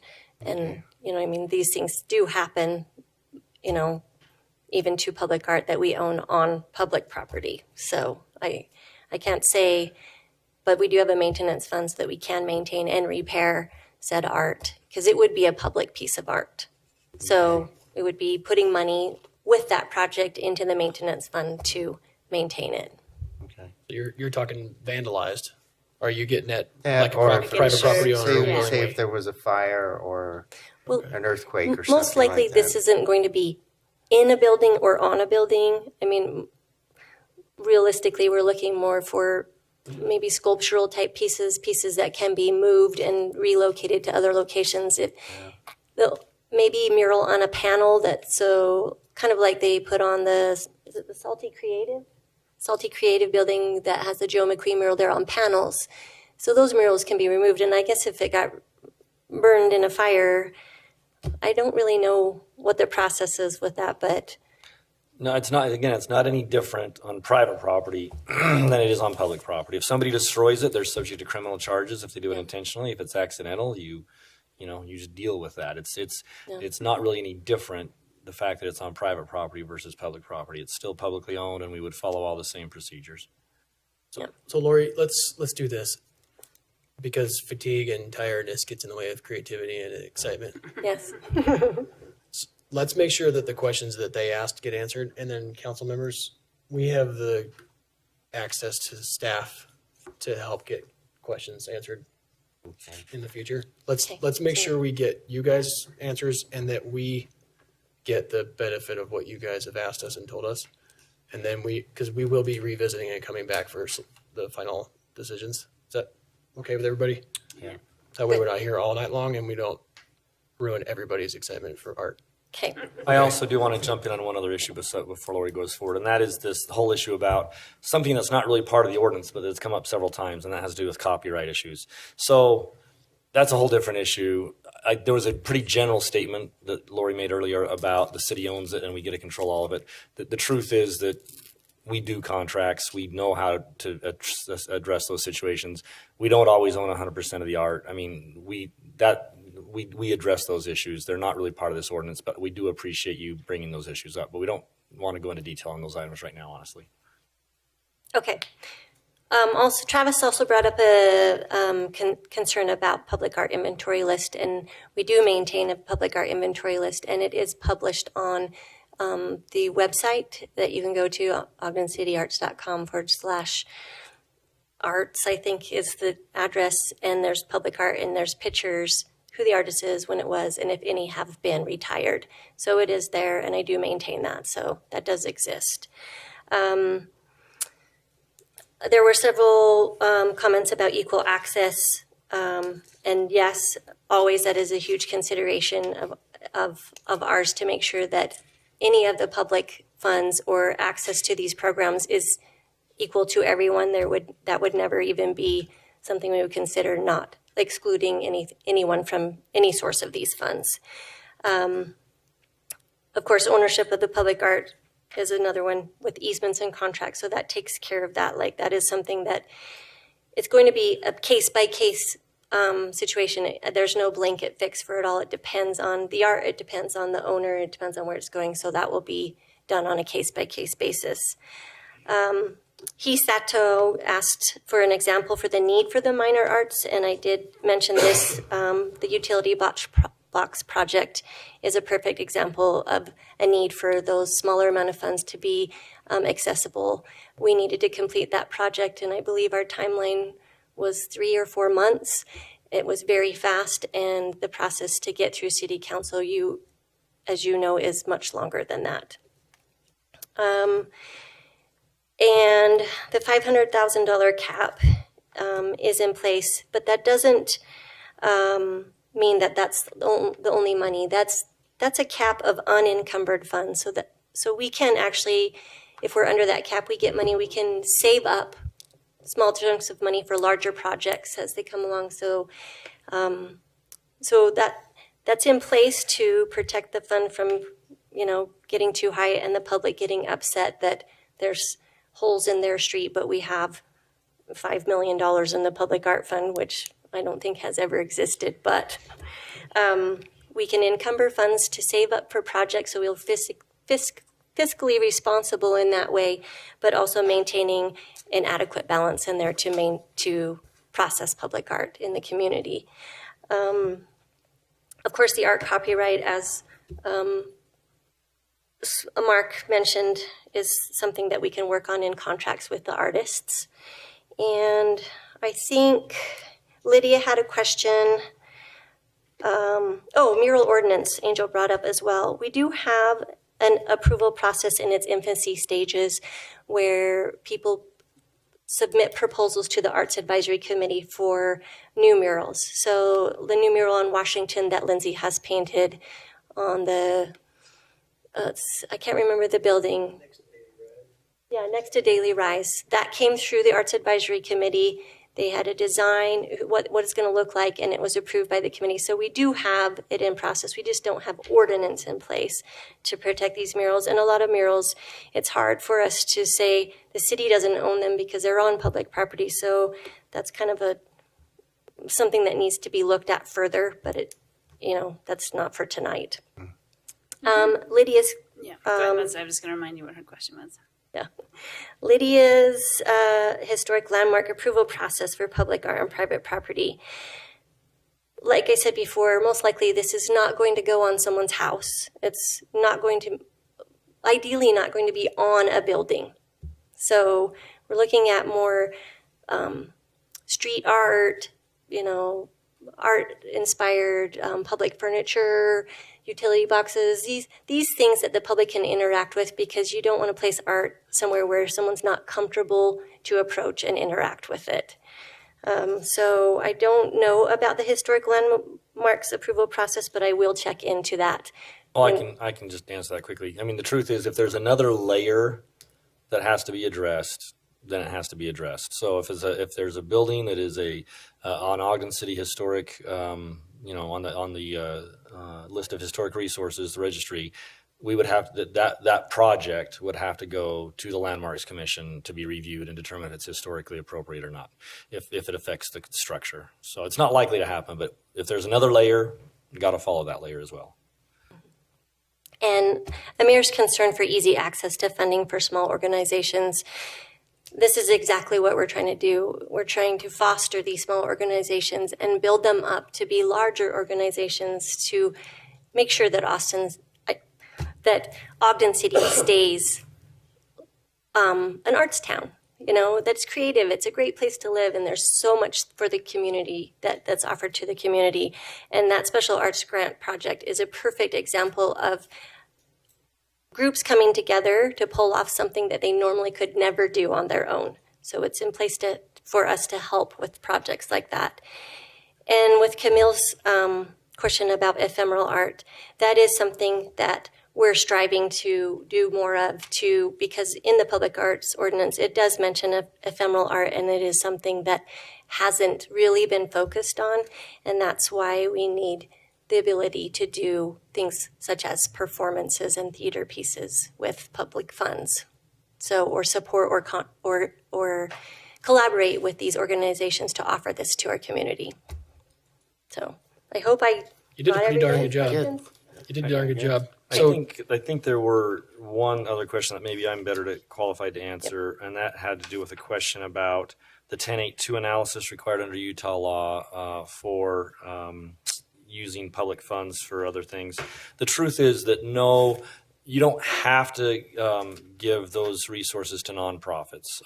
They can go to other entities, but the council does have to make a determination that the value that the city is getting back is equivalent to what the city is giving. So if there was some kind of a special grant, then the city council still has to look at that and say, okay, what's the benefit that the city's getting out of this? And quite honestly, my guess is if there's any suggestion that somebody would be making money off of a thing like this, the city council is going to ask that question and say, why are we doing this, right? But it doesn't necessarily have to be a nonprofit in response to that question.